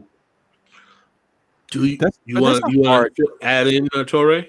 That's a hard task though, because capitalism is so kind of baked in. We have no institute. I mean, and listen, Cedric, you may disagree with me. That's okay. I still kind of respect you. But I want to say is that I think it's important to have a black left, not because I believe black people are magical or black people have super ninja political dust or they have inner knowing. I believe very simply that we need a black left because black politics is a class politics. And the class politics it works for is not the class of the majority of black people. And if we do not have a black left politics, we will have the same kind of politics that will be used to destroy left politics in this country in the name of neoliberalism and blackface.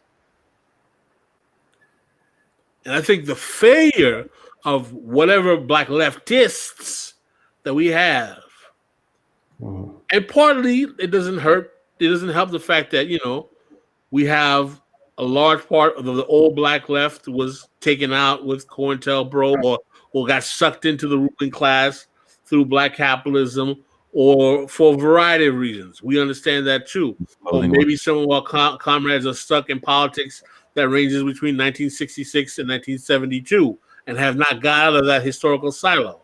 That's part of a problem. But one thing has to be said is that we need to cultivate a younger generation of young, old, not just young, because we shouldn't fetishize youth either. Young, old, working class, union, non-union black people. And for me, the mechanism I use is exposing them to the tradition of black socialists, communists, union workers, labor organizers of the 20s, 30s, and 40s that no one tells black people about. But here, okay, so I interviewed Chris Smalls, and we actually had a long conversation. I like Chris Smalls. I really dig what he's doing. And part of our conversation was, first of all, it wasn't, I've seen him on quite a few shows, and people almost talk to him like he's a magical Negro sometimes because of the shows that he's on. And I think he has an understanding of that, right? I believe the brother's pretty sharp. And I wanted to just get his background story so people could understand who he is and where he's from. So you understand he's not magical. He's just like you. And another thing that I thought was real interesting was we both at the time were working in similar environments where our environments were deadly. I want to say he had like 6 or so, maybe even 8 people die at the warehouse he was at from COVID. And the reason why I left the shelter I was at was because of COVID outbreaks and them not letting us know that we're working with COVID positive coworkers. And trying to get people that come from a certain station to understand that this is wrong, regardless of the dollars per hour you're getting, is very hard. And I wanted to hear Chris, and I wanted him to tell his story about where the warehouse was. It was in the hood. And the cats that worked at the warehouse were shooters, pimps, hoes, because they was making $19 an hour. And that was like, that's a lot of money where he's from. You know how hard it is to tell a person like that, hey, man, this job is kind of fucking us. You know what I'm saying? Like that, and for him to be able to organize and get to where he's gotten so far, I think is pretty impressive. But I feel like he's on a bit of an island as well, because who else is out there doing that work with him? All these people that could be doing the work with him want to have internet fights about forcing votes and playing make-believe politics on fucking Twitter and Facebook. So can I chime in? Yeah. I think Cedric had written about this, but more than once. But I would say that to take this back to the point about a black left, I mean, there is grist for the mill here to work with. And I think, let's say, while the Sanders campaign flamed out, in South Carolina, just like it did, in 2020, much like it did in 2016, what was kind of interesting about 2020, and again, I think Cedric has written about this very specific point, is that clearly clientage politics has something to do with it, right? I mean, clearly the black leadership class, in the case of James Clyburn, was able to work as magic, and it isn't magic, right? As I think the point that Cedric made is that the Clyburn's a really effective representative for his district, right? He actually does real stuff. It's patronage politics. Right. And that's the value and the horror of patronage politics all into one, right? But even as Clyburn had all that stroke with the black electorate, as I recall it, and maybe I'm wrong, more than 50% of Democratic voters in South Carolina endorsed the policies that Bernie Sanders, not Joe Biden, embraced, right? And so even though James Clyburn says, as far as I'm concerned, well, I won't do my Clyburn impression, because I can't. I don't have one. I was born in North Carolina, not South Carolina, so that's off the table for me. But anyway, even though Clyburn said, as far as he was concerned, that this race was between Biden and Medicare for all, right, or Medicare for all versus Biden, most voters in South Carolina, and it's going to be disproportionately Black voters in the Democratic primary, supported Medicare for all, right, and a living wage. So there's grist for the mill there to work with the masses. But I think in a way we kind of hobble ourselves. Maybe I'm wrong. Cedric's a political scientist. He can beat me back on this one. But maybe we hobble ourselves by insisting that we frame this in terms of Black politics. Because what that does... I didn't say we need Black politics. We need Black people. But you began with Joanne Reid et al. And I really appreciated Gaynell Harris's reaction to the Joanne Reid point, which is that Gaynell only knows Joanne because we keep talking about it. But anyway, so that's a good reason to know her. But anyway, so we began with the Black chattering class. Well, they do their thing because of the embrace of a notion of a shared Black interest that transcends time, but who cares about time, but transcends class, right? And this is, kind of where my jump off point was with the problem with all of this stuff that we ignore. And I think Cedric had obviously hammered away at this from the start. We deny Black people complexity in the discourse that we operate with reflexively. It's kind of culturalist discourse that presumes that what Black is something other than an ascriptive category. We presume that we all share the same interest when, how could that be? How could 42 million people all share the same interests, right? It doesn't make... I think you missed my point, my friend. No, I we need my point. But we don't need Black politics. Because sure. Black politics is a class politics. So what do we need? We need physical Black people of a certain number. I don't mean 42 million Black people. But one of the things that we need to do, and you got a couple academics here, so that's why I'm going to hammer away at this, is to drive home to many Black people. If you want a Black left, you got to drive home to them that this discourse that we operate with doesn't really benefit most Black people, right? That the discourse of Black politics, as you said, Pascal, is a class politics, but it's a class politics that most Black people don't actually benefit from, right? And most Black people, what we get is symbolic wins. Right? Obama's victory was a victory for Black people named Barack Obama, and I'm confident in that. I didn't presume that I was going to get anything out of it. And I'm still waiting for my Obama check, my Obama prize, just like I'm still waiting for my OJ prize, as comedian Chris Rock said in the mid 1990s.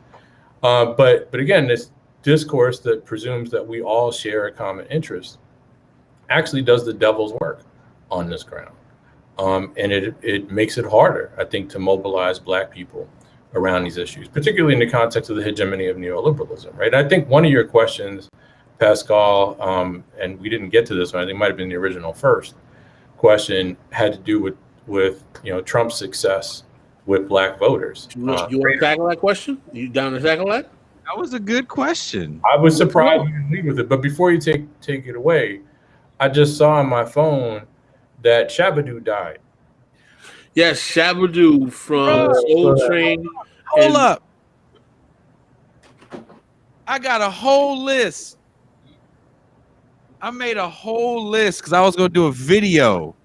And I was going down this list, and I got on the phone with Pascal. This motherfucker tell you, I was like, "Say, bruh, Shabadoo died." I'm heartbroken. Fuck me up. I just watched. You don't understand. I just watched Breaking the other day. Where you live out there? Well, actually, Breaking was set in LA, right? It's LA, but no, I just watched because I had to watch Ninja 3: The Domination. That stars Lucinda Dickey, aka Kelly, and you gotta chase it with Breaking so you can see Ice-T dressed like Slayer rapping in a hip hop club with a fucked off perm. I remember that. Ice-T perm looked like Cedric Beard. Well, didn't Ice Cube have on didn't he have like studded bracelets or something on? Yeah, he was he was gonna hold get up. he had a whole wop. That was him. That's him and Body Count, actually. If you watch real close to some of the dudes from Is that Body right? Count. Yeah. Well, it warped my sense of what black life in Los Angeles was in the 1983, 84, whenever that came up. You thought brothers Yeah. Everybody had Jerry curl or perm and walked around doing know what I'm talking about. Wait a minute. Imagine that fool's face walking into South Central and the fools was dancing on people's cars and shit. He's like, well, where's Turbo and Ozone at? Right. Well, I'm getting Charlie Murphy's stories flashback from Chappelle's show when he went to the club. And it's the Prince one specifically. Yeah, when he saw Mickey Free from yes. Mm-hmm. And the new chick is Shalimar. Y'all want to take this question for real quick? One question. It's an important question. Trump and black voters.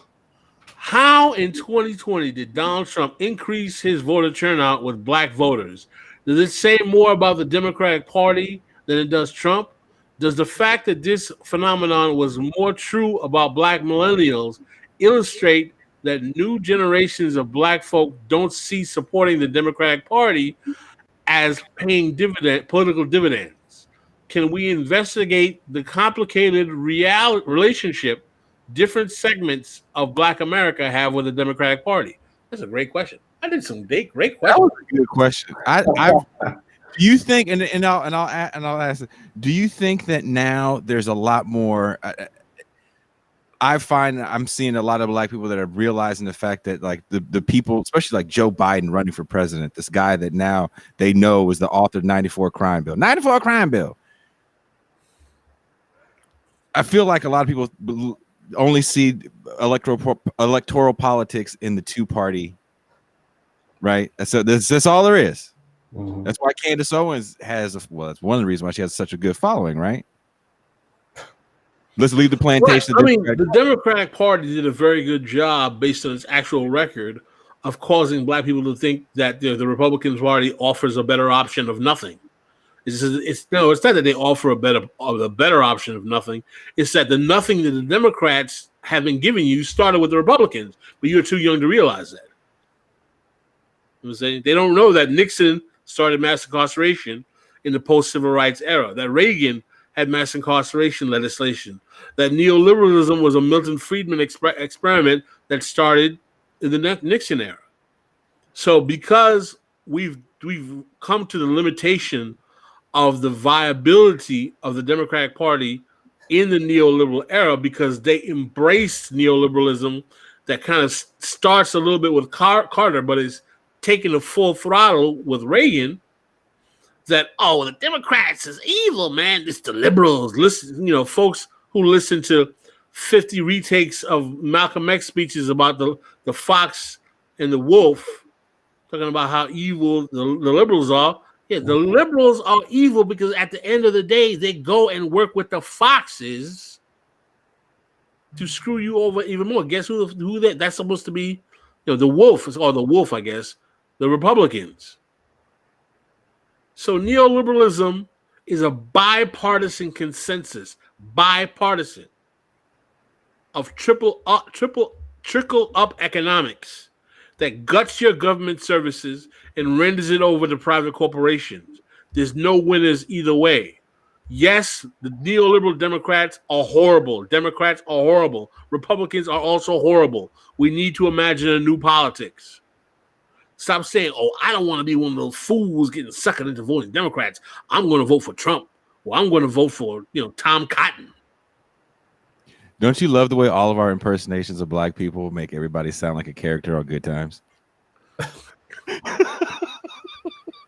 But this is a reality because there is no black left. Who's going to give folk the political education to let them know? Why do you want to deal with these reactionary guys, man?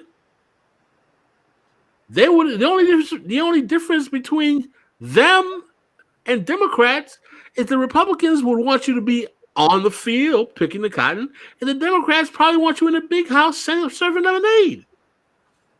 It's only the difference. So either way, you're all racist. My whole thing. I hate when it's.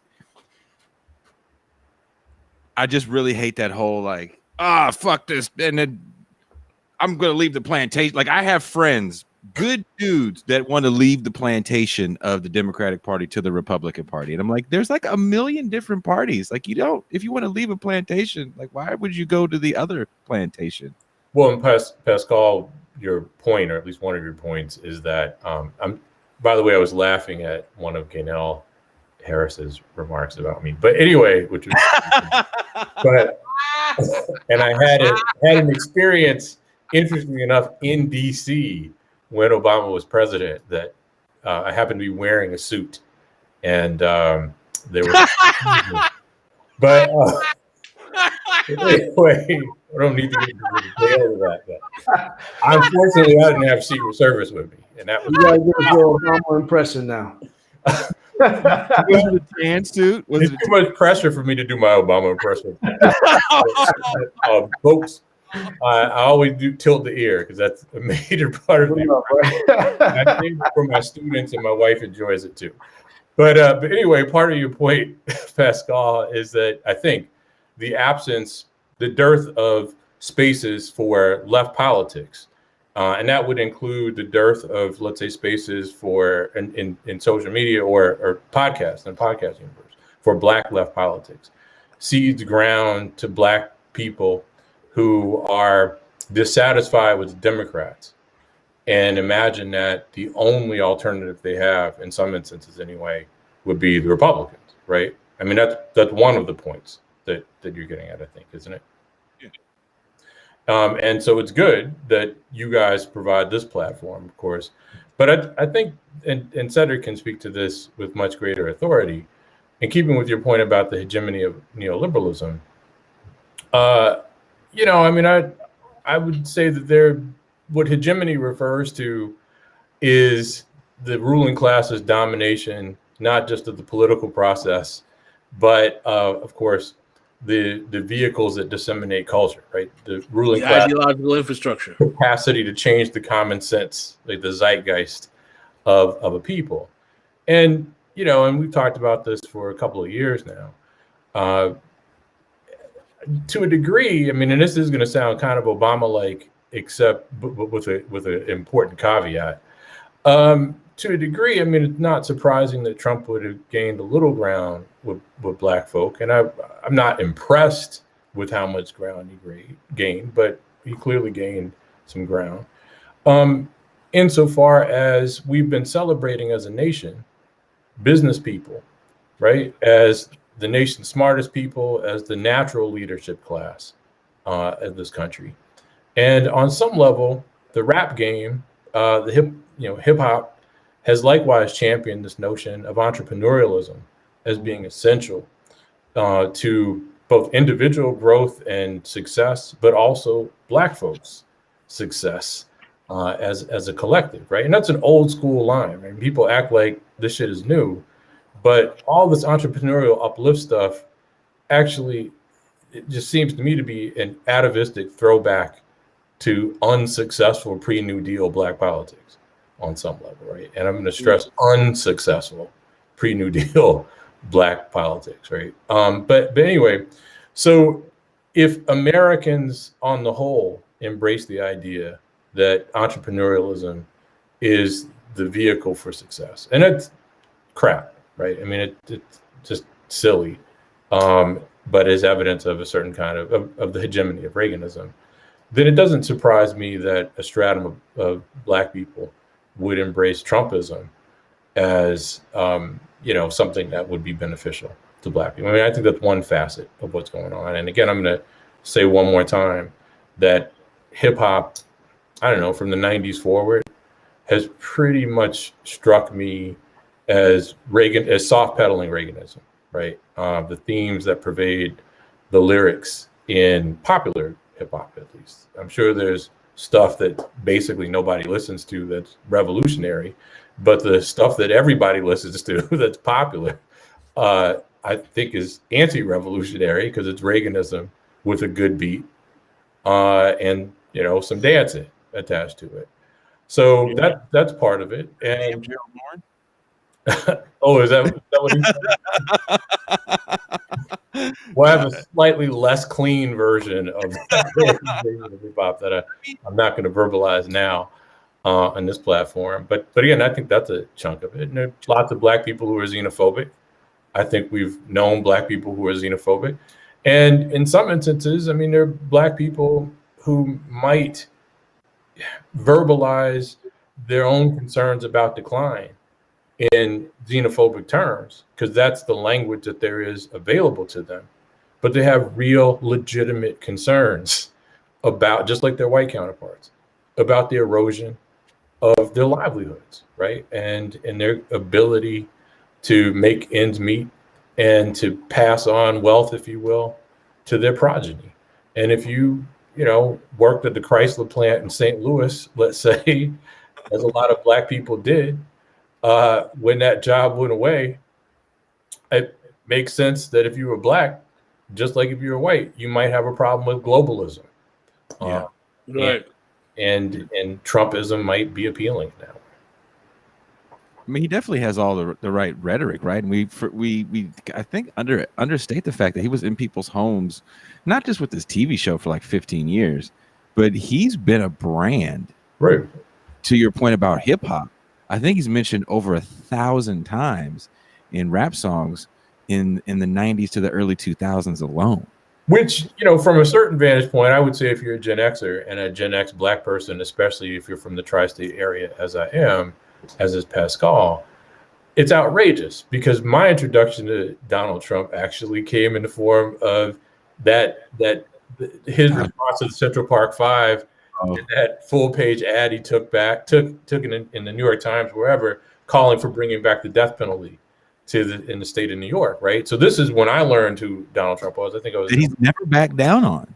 No, after the documentary came out, the DNA evidence made clear, or I'm sorry, because the DNA evidence made that clear in 1989 or 90. Even after the actual sociopath, right, who confessed to it, Donald Trump still refused to back down off of that, right? Still to this day, like he's been asked since the documentary came out, does he want to go back on what he said? He said, no, I still think those kids did it, and I have friends in the police department that feel the same way. And so if you have that kind of memory of who Donald Trump is, it's appalling that Donald Trump has this icon status in hip hop. But I think it says a lot about the politics, and I'm definitely using scare quotes, that inform hip hop. Because so much of it is, again, I would say anti-revolutionary, certainly anti-left, as any kind of entrepreneurial, politics would be, right? Mm-hmm. Yeah, I mean, I'll echo some of the things that Touré said. I think, what is some of that mainstream or pop hip hop, except Reaganism with Percocets and Xannies thrown in, here and there, right? Some lean. That's the only distinguishing factor, right? So I think there's the heavy endorsements from, essentially Kanye, 50 Cent, Lil Wayne, all these other people came forward in this last year. But I mean, I'll back up and say something else. I think a lot of us on the left, not the people necessarily in this conversation, have a hard time thinking about why Trump is so popular and why he came so close this time to, he could have been reelected, right? I think some people thought it was an impossibility, but he had a lot of things going for him, right? One was the logic of incumbency, right? We've seen over the last, just over our lifetimes, the folks on this panel, two-term presidents for the most part, right? There's some exceptions, in the 70s and Bush one. And George Bush, the first George Bush, but for the most part, I mean, even somebody as crummy as George W. gets reelected, right? So people tend to support the person they know, especially in the midst of a national crisis. I think that, for those of us who spend a lot of time dwelling in this space and studying the Trump administration and its limitations, it looks one way.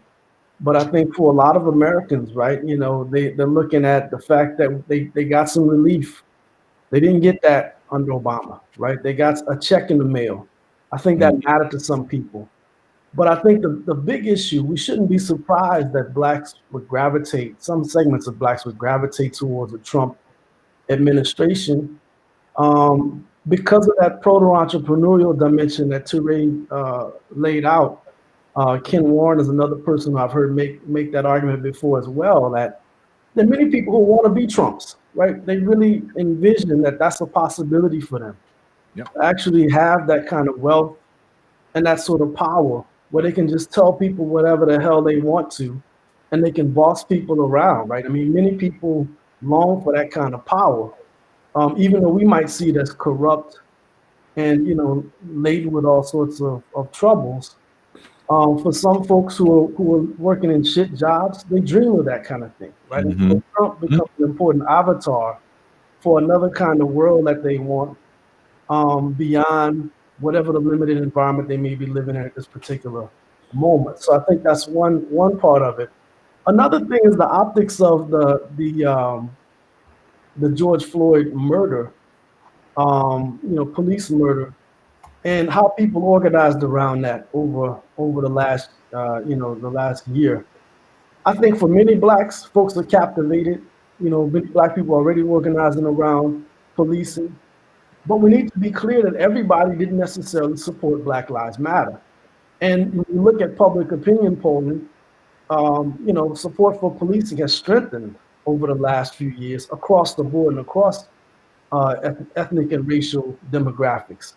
And there's certainly some black people who didn't agree with the riots that they saw in cities across the country, you know, during the summertime, and who thought that more policing and more effective policing was necessary. I don't agree with them. I don't think that's necessarily the solution, but you can see how some may have at least, you know, found some sort of you know, they saw some appeal in the law and order rhetoric that was launched by Trump, you know, over the summer and into the fall. So I think we got to be clear about that, right? I think, you know, it's easy for us to slip into a sense of disbelief, but you know, if we take seriously the premise that's animated a lot of the comments here, that Black people are a huge and complex and diverse population with all sorts of different interests, different classes, then we have to be clear that some people are going to embrace, you know, a Republican politics, right? And that is going to grow more popular in the face of somebody who many Americans see as very much an authentic alternative to the kind of triangulation and dissemblance that we see from the Democrats and other Beltway types. And so I think, you know, he was a Washington outsider in some ways. Right, he's a Washington out. To your point, Cedric, he's a Washington outsider. Right. And Gaddis made the point that many Americans love the rogue, and I think that's true. Particularly if one, well, if just hammer away at the hip hop point. I mean, that's part of the appeal of the romantic appeal of the drug dealer, if you will, right? I mean, it's someone who is an entrepreneur who is not bound by the law. Well, that sounds a lot to me like Boeing, to be honest, right? I mean, Boeing got to regulate itself. mm-hmm. It wasn't bound by. That's the logic of deregulation, is what I'm getting at, right? Right. I watched RoboCop the other night, like the beginning of it. So you guys got me by a few years, but you guys all were teenagers when you saw RoboCop, right? Yeah. And you know what? You know the black police sergeant in RoboCop, Robert Doakey Sr. He's the father of a friend of mine. Oh, no shit? Yeah, I met him at my buddy's wedding in New Orleans. Did he have that mustache? Yeah, he looked exactly the same in person. I was watching RoboCop, and I totally kind of I remembered vaguely the premise, but I forgot it's kind of like, if you want to know what neoliberalism is, if you want to have a real good crash course on neoliberalism and capitalism, put RoboCop in. It starts off I wouldn't even say the corporation, because you can't really call them evil because they also create the hero, right? RoboCop. They're like, well, the police aren't gonna strike because we deal with the unions a certain way, and when we get in and we just need an officer that doesn't sleep. around the clock 24-hour officers. So that's when they bring in the robot guy. But their whole plan is to clean up the city with their robotic police force, get these poor people out, and then bring in new people from outside for these 2 million jobs they have planned to build up, quote unquote, new Detroit. And I put a clip aside, and I want. Sorry, my son. Can you say goodnight over here? Come here. All the way. They can see you. You can't hide. My son wants to say goodnight. Look, you're like just like you. Say goodnight, Phoenix. Yeah. Oh, okay. You're always messing with the equipment. Put them down now. You get from hugs to butt whoopings, just like that. That's how it goes. He's looking at y'all. He want to know who the hell these people is talking to his daddy. I had this clip queued up because you know how I like to play these clips from movies that we have watched and we critique. I also wanted to play some clips from Menace to Society, but I don't think we have the time for you guys to talk that much shit. But the hunt is on. I just want to get your guys kind of take on this real quick. Yeah? Oh, Bob here gets the assignment. Yeah? Nobody in Security Concepts takes it seriously. It's a better plan. Fucking Jones. I'd go straight to the old man if I could. Don't mess with Jones, man. He'll make sushi out of it. Yeah, you better be careful, man. I hear Jones is a real shark. Who asked you, Torrey? Bob. What about this police thing? What's the problem? Their union's been bitching ever since we took over. You know, the usual nonsense. We'll turn things around. Mm-hmm. Good, very good. Let's get started.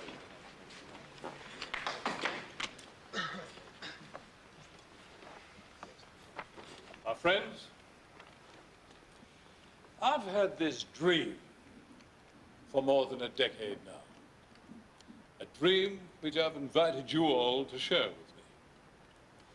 In 6 months, we begin construction of Delta City, where old Detroit now stands. Old Detroit has a cancer. The cancer is crime, and it must be cut out before we employ the 2 million workers that will breathe life into this city again. Yes.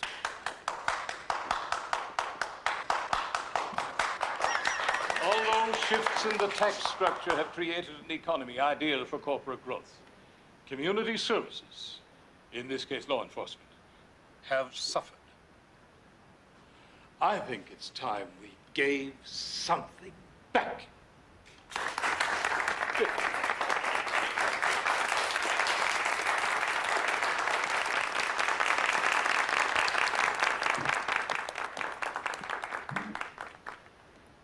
Take a close look at the track record of this company, and you'll see that we have gambled in markets traditionally regarded as non-profit.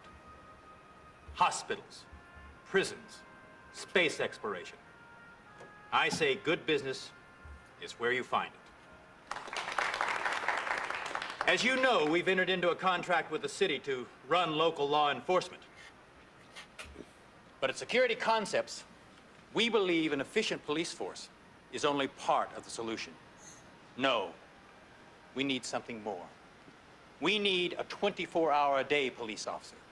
A cop who doesn't need to eat or sleep. A cop with superior firepower and the reflexes to use it. Fellow executives.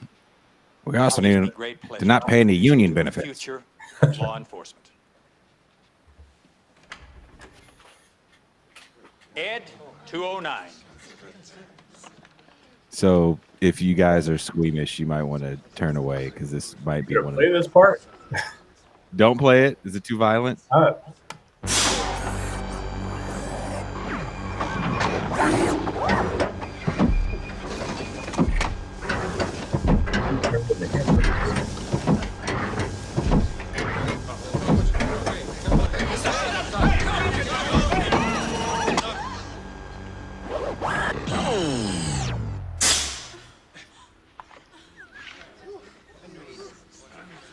enforcement droid, Janice Series is a nut. 209, is a self-sufficient law enforcement robot. 209 is currently programmed for urban pacification. What's really but that shocking is only is the that beginning. this dude went After all a the successful way tour of duty to in old Detroit from Beverly Hills. we can expect And 209 to become the by hot military product Bridget for the Nielsen. next decade. But then he went to Mars shortly thereafter. Dr. McNamara. We'll need an Oh arrest damn, zone. yeah, he did. He Mr. went to Kenny. Mars Yes, sir. too. Would you come So up and give us a hand, please? he was busy in the Played 80s. the same Mr. Kenny guy. is going to help us Detective simulate Boltwell had the typical same arrest suit and disarming procedure. and hairstyle Mr. Kenny, in so many different eras. use your gun in a threatening manner. Point it at Ed 209. Yes, sir. Look at that black dude. Another black dude with a horrible hairline. Please put down your weapon. You have 20 seconds to comply. I think you'd better do what he says, Mr. Kenny.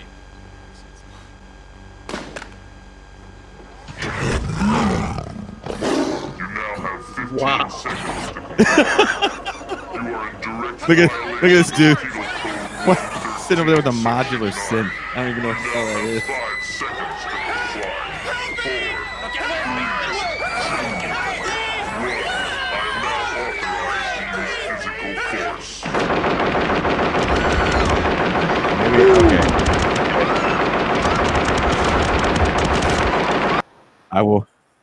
I will stop it there because that movie almost got. If you guys remember, it originally got an X rating because of the violence in that movie. It's a very, very violent film, and that guy gets shot. Janice Graham said something very eerie. She said one of the dancing robots at Boston Dynamics is named 209.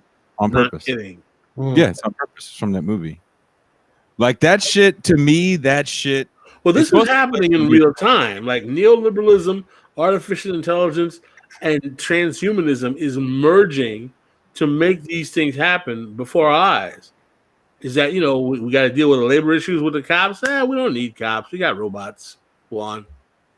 That is a very good, that scene for that movie and that storyline is a very good demonstration of what neoliberalism means, which is gutting public goods service from the government, privatizing them with private corporations while you still pay taxes and have no fiduciary responsibility or connection to the companies or providing you service, which means they can cut the quality of service, they can outsource it, or they can just raise their fees. Mm-hmm. And that's kind of, I feel like that's been one of the through lines for the main conversation, especially when we bring up public works projects and the New Deal. That takes place in Detroit. I don't know if y'all been to Detroit recently, but people still go there. Eminem does, apparently. Eminem, I've heard of how bad it got. It's a tragedy. You at one point in time, and I remember this from working in real estate, you could buy a house there and get one free. I'm being totally serious. He got McDonald's sales on houses in Detroit. You get combo meals on houses. And what's insane about that, if you think about it, the guy's like, oh, we need to clean the city out so we can bring 2 million jobs in. Right. 2 million jobs so we can not for you folk. Yeah, for not other kind of different folk. And it's real. I feel like for cats that get all mad, and when Cedric was talking about oversimplifying politics, that is another reason why the Donald Trumps of the world are so effective. He's oversimplifies everything. Also, an example of why not challenging capitalism gets you politics that just simply talking about things in terms of racism will not resolve. Mm-hmm. Because when they tell you that we're going to integrate 50% of our leadership to African Americans in controlling block margins and et cetera, grant business grants to participate in this wonderful, you get sucked into we're going to have black businesses. Look at the new black McDonald's. Oh, this is going to be wonderful. And watch that movie in this futuristic dystopia, The Black Police Sergeant, which was kind of a theme in the 80s. And there's several people of color and women in this C-suite board of directors meeting. Yep. So race isn't a problem. That is hearkening to the future. His But the hairline. one positive thing about that scene, at least this is what I thought when I saw it, was that I just presumed that the brother was going to be the one who got capped. That's true. Also a theme in films, horror, sci-fi, you name it, into the 80s, and it was such a cliche that I think the second Scream film had mocked it. Pinkett. They died first. Yeah. One of the reasons that both Alien and The Thing are two of my favorite movies, certainly two of my favorite horror movies of all time, isn't just that they were great films, but those were the first two horror films that I saw where the black character made it to either the very end, in the case of Keith David, or almost to the end in the case of Yaphet Kotto, rather than being bumped off first. Mm-hmm. Also, RoboCop actually has a pretty horribly racist scene where the black villain is peeing, and the guy that becomes RoboCop's partner is incapacitated because she stares at his penis. And then now the portrayal of the black villain in RoboCop, which schooled him too, was really racist. Really extra racist. I watched the film pretty recently, so I was horrified. Hey, listen, man, we're getting long on time, man. So we still got to make this podcast short enough in time that people want to see. Because sometimes they look at that timestamp, they're like, "What? Pass on that one." We are 2+ hours in. So do you want to go ahead and call it? Let's call it, man. I hope you guys had a good time. I hope you brothers enjoyed this conversation, man. I think we talked about several important points. We did kind of get back to the script of the questions. I'm not surprised that we deviated from the questions. I think I did warn you guys in the text that in the last show at Dr. Bear, we asked one question and we riffed the whole time. So we started riffing here and we went to at least 2 questions, maybe 3, from the several ones that we put together. So I would like to see you chaps here together to talk about other things about black politics and interrogating the whole mechanism of black politics. And I think it's important for your voices to be heard. Not necessarily everyone has to agree with them, but I think that the deep analysis can be made without believing that you guys are trying to sacrifice the integrity of opinion of certain segments and members of the black community, which is what you're going to get accused of, which I'm sure you have with, quote unquote, oh, they're class reduction ass, which I get from, a lot of folks of a certain generation, et cetera, et cetera. It's amazing the people who put out these charges. You find cats who grew up in the United Colors of Benetton generation who got the most "I hate the Urugu" politics I've ever seen in my life. I was like, do you have 2 white friends? Do you know 2 white people? Talk about, with all of this contempt you have for the Urugu. Man, don't sit down with that nonsense, man. My mom wants to know if you guys have seen Soul on Disney Plus. I haven't watched it yet. I've heard it's very good. My friends in anime recommended that I watch it after he talked me into getting Disney Plus. Your dad recommended it to us? No, Jason recommended that I watch it after he talked me into getting. Tory, there's going to be something about it you're going to find problematic, so I'm sure it's. Well, isn't it like computer animated animation? Yes. Like, Jamie Foxx is like doing a voice. Jamie Foxx. I didn't realize that was Jamie Foxx. Talented Jamie Foxx. Yeah, Jamie Foxx, and isn't Tina Fey the I saw someone. She's literally called an annoying white woman's voice. I saw someone cynically put out, how come all the black people would become ghosts or kind of like semi-mystical figures while the white people get to stay alive in their bodies? No, everybody. That wasn't true. Everybody became a ghost. Mm-hmm. Is that untrue? It's untrue. If you're a musician, my mom is watching this and she's definitely thrown those shots at me that dude's mom throws at him, played by Felicia Rashad. Mm-hmm. And I'm sure Oh, so this is kind of like a special place for the musician. Oh, brother, I had friends that watched it that are not black that was in tears because it hits you at their core, like when you want to do something, and I won't spoil it by telling you. Basically, he's a musician. He becomes a music teacher to pay the bills, but and he can't ever get a good gig. Right. So finally, a musician that he admires wants to hire him to be the house musician, but he's just got offered a tenured position as the music teacher at this junior high school that he teaches. Junior high school. That's kind of like soul destroying job. Like, Yeah. so I definitely didn't know what that's like to go, oh, do I want to die every day or do I want to be really, really poor? Janet Graham is boycotting Disney, so she will pass. Oh, why? I don't really like Pixar style animation, so the only thing I've ever seen in that vein is Sausage Party, which was funny. I hope she's boycotting Disney for the horrible portrayal of Wonder Woman. That would be a great. Is that Disney? It's DC. I know that. No, that's Paramount. It's DC and Disney. DC was bought by Disney. No, Marvel was. Marvel. Oh, really? Oh, okay. DC is owned by Paramount or one of those other big studios. Anyway, man. So, all right, Molly, didn't see it. Trent Reznor did do the music with John Baptiste. Oh. Hey, well, it's good to see Janice Graham here and Robert Burt. I've seen your posts many times, so it's cool. Robert Burt is a philosopher and an academic at Morgan State. Oh, no shit. So he is well versed in the canon. Brilliant brother. Clearly. Posts very much. He's big poster in our Blacks Against Capitalism group.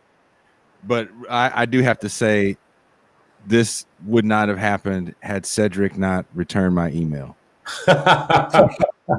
So we are all 6 degrees of Cedric Johnson. All right.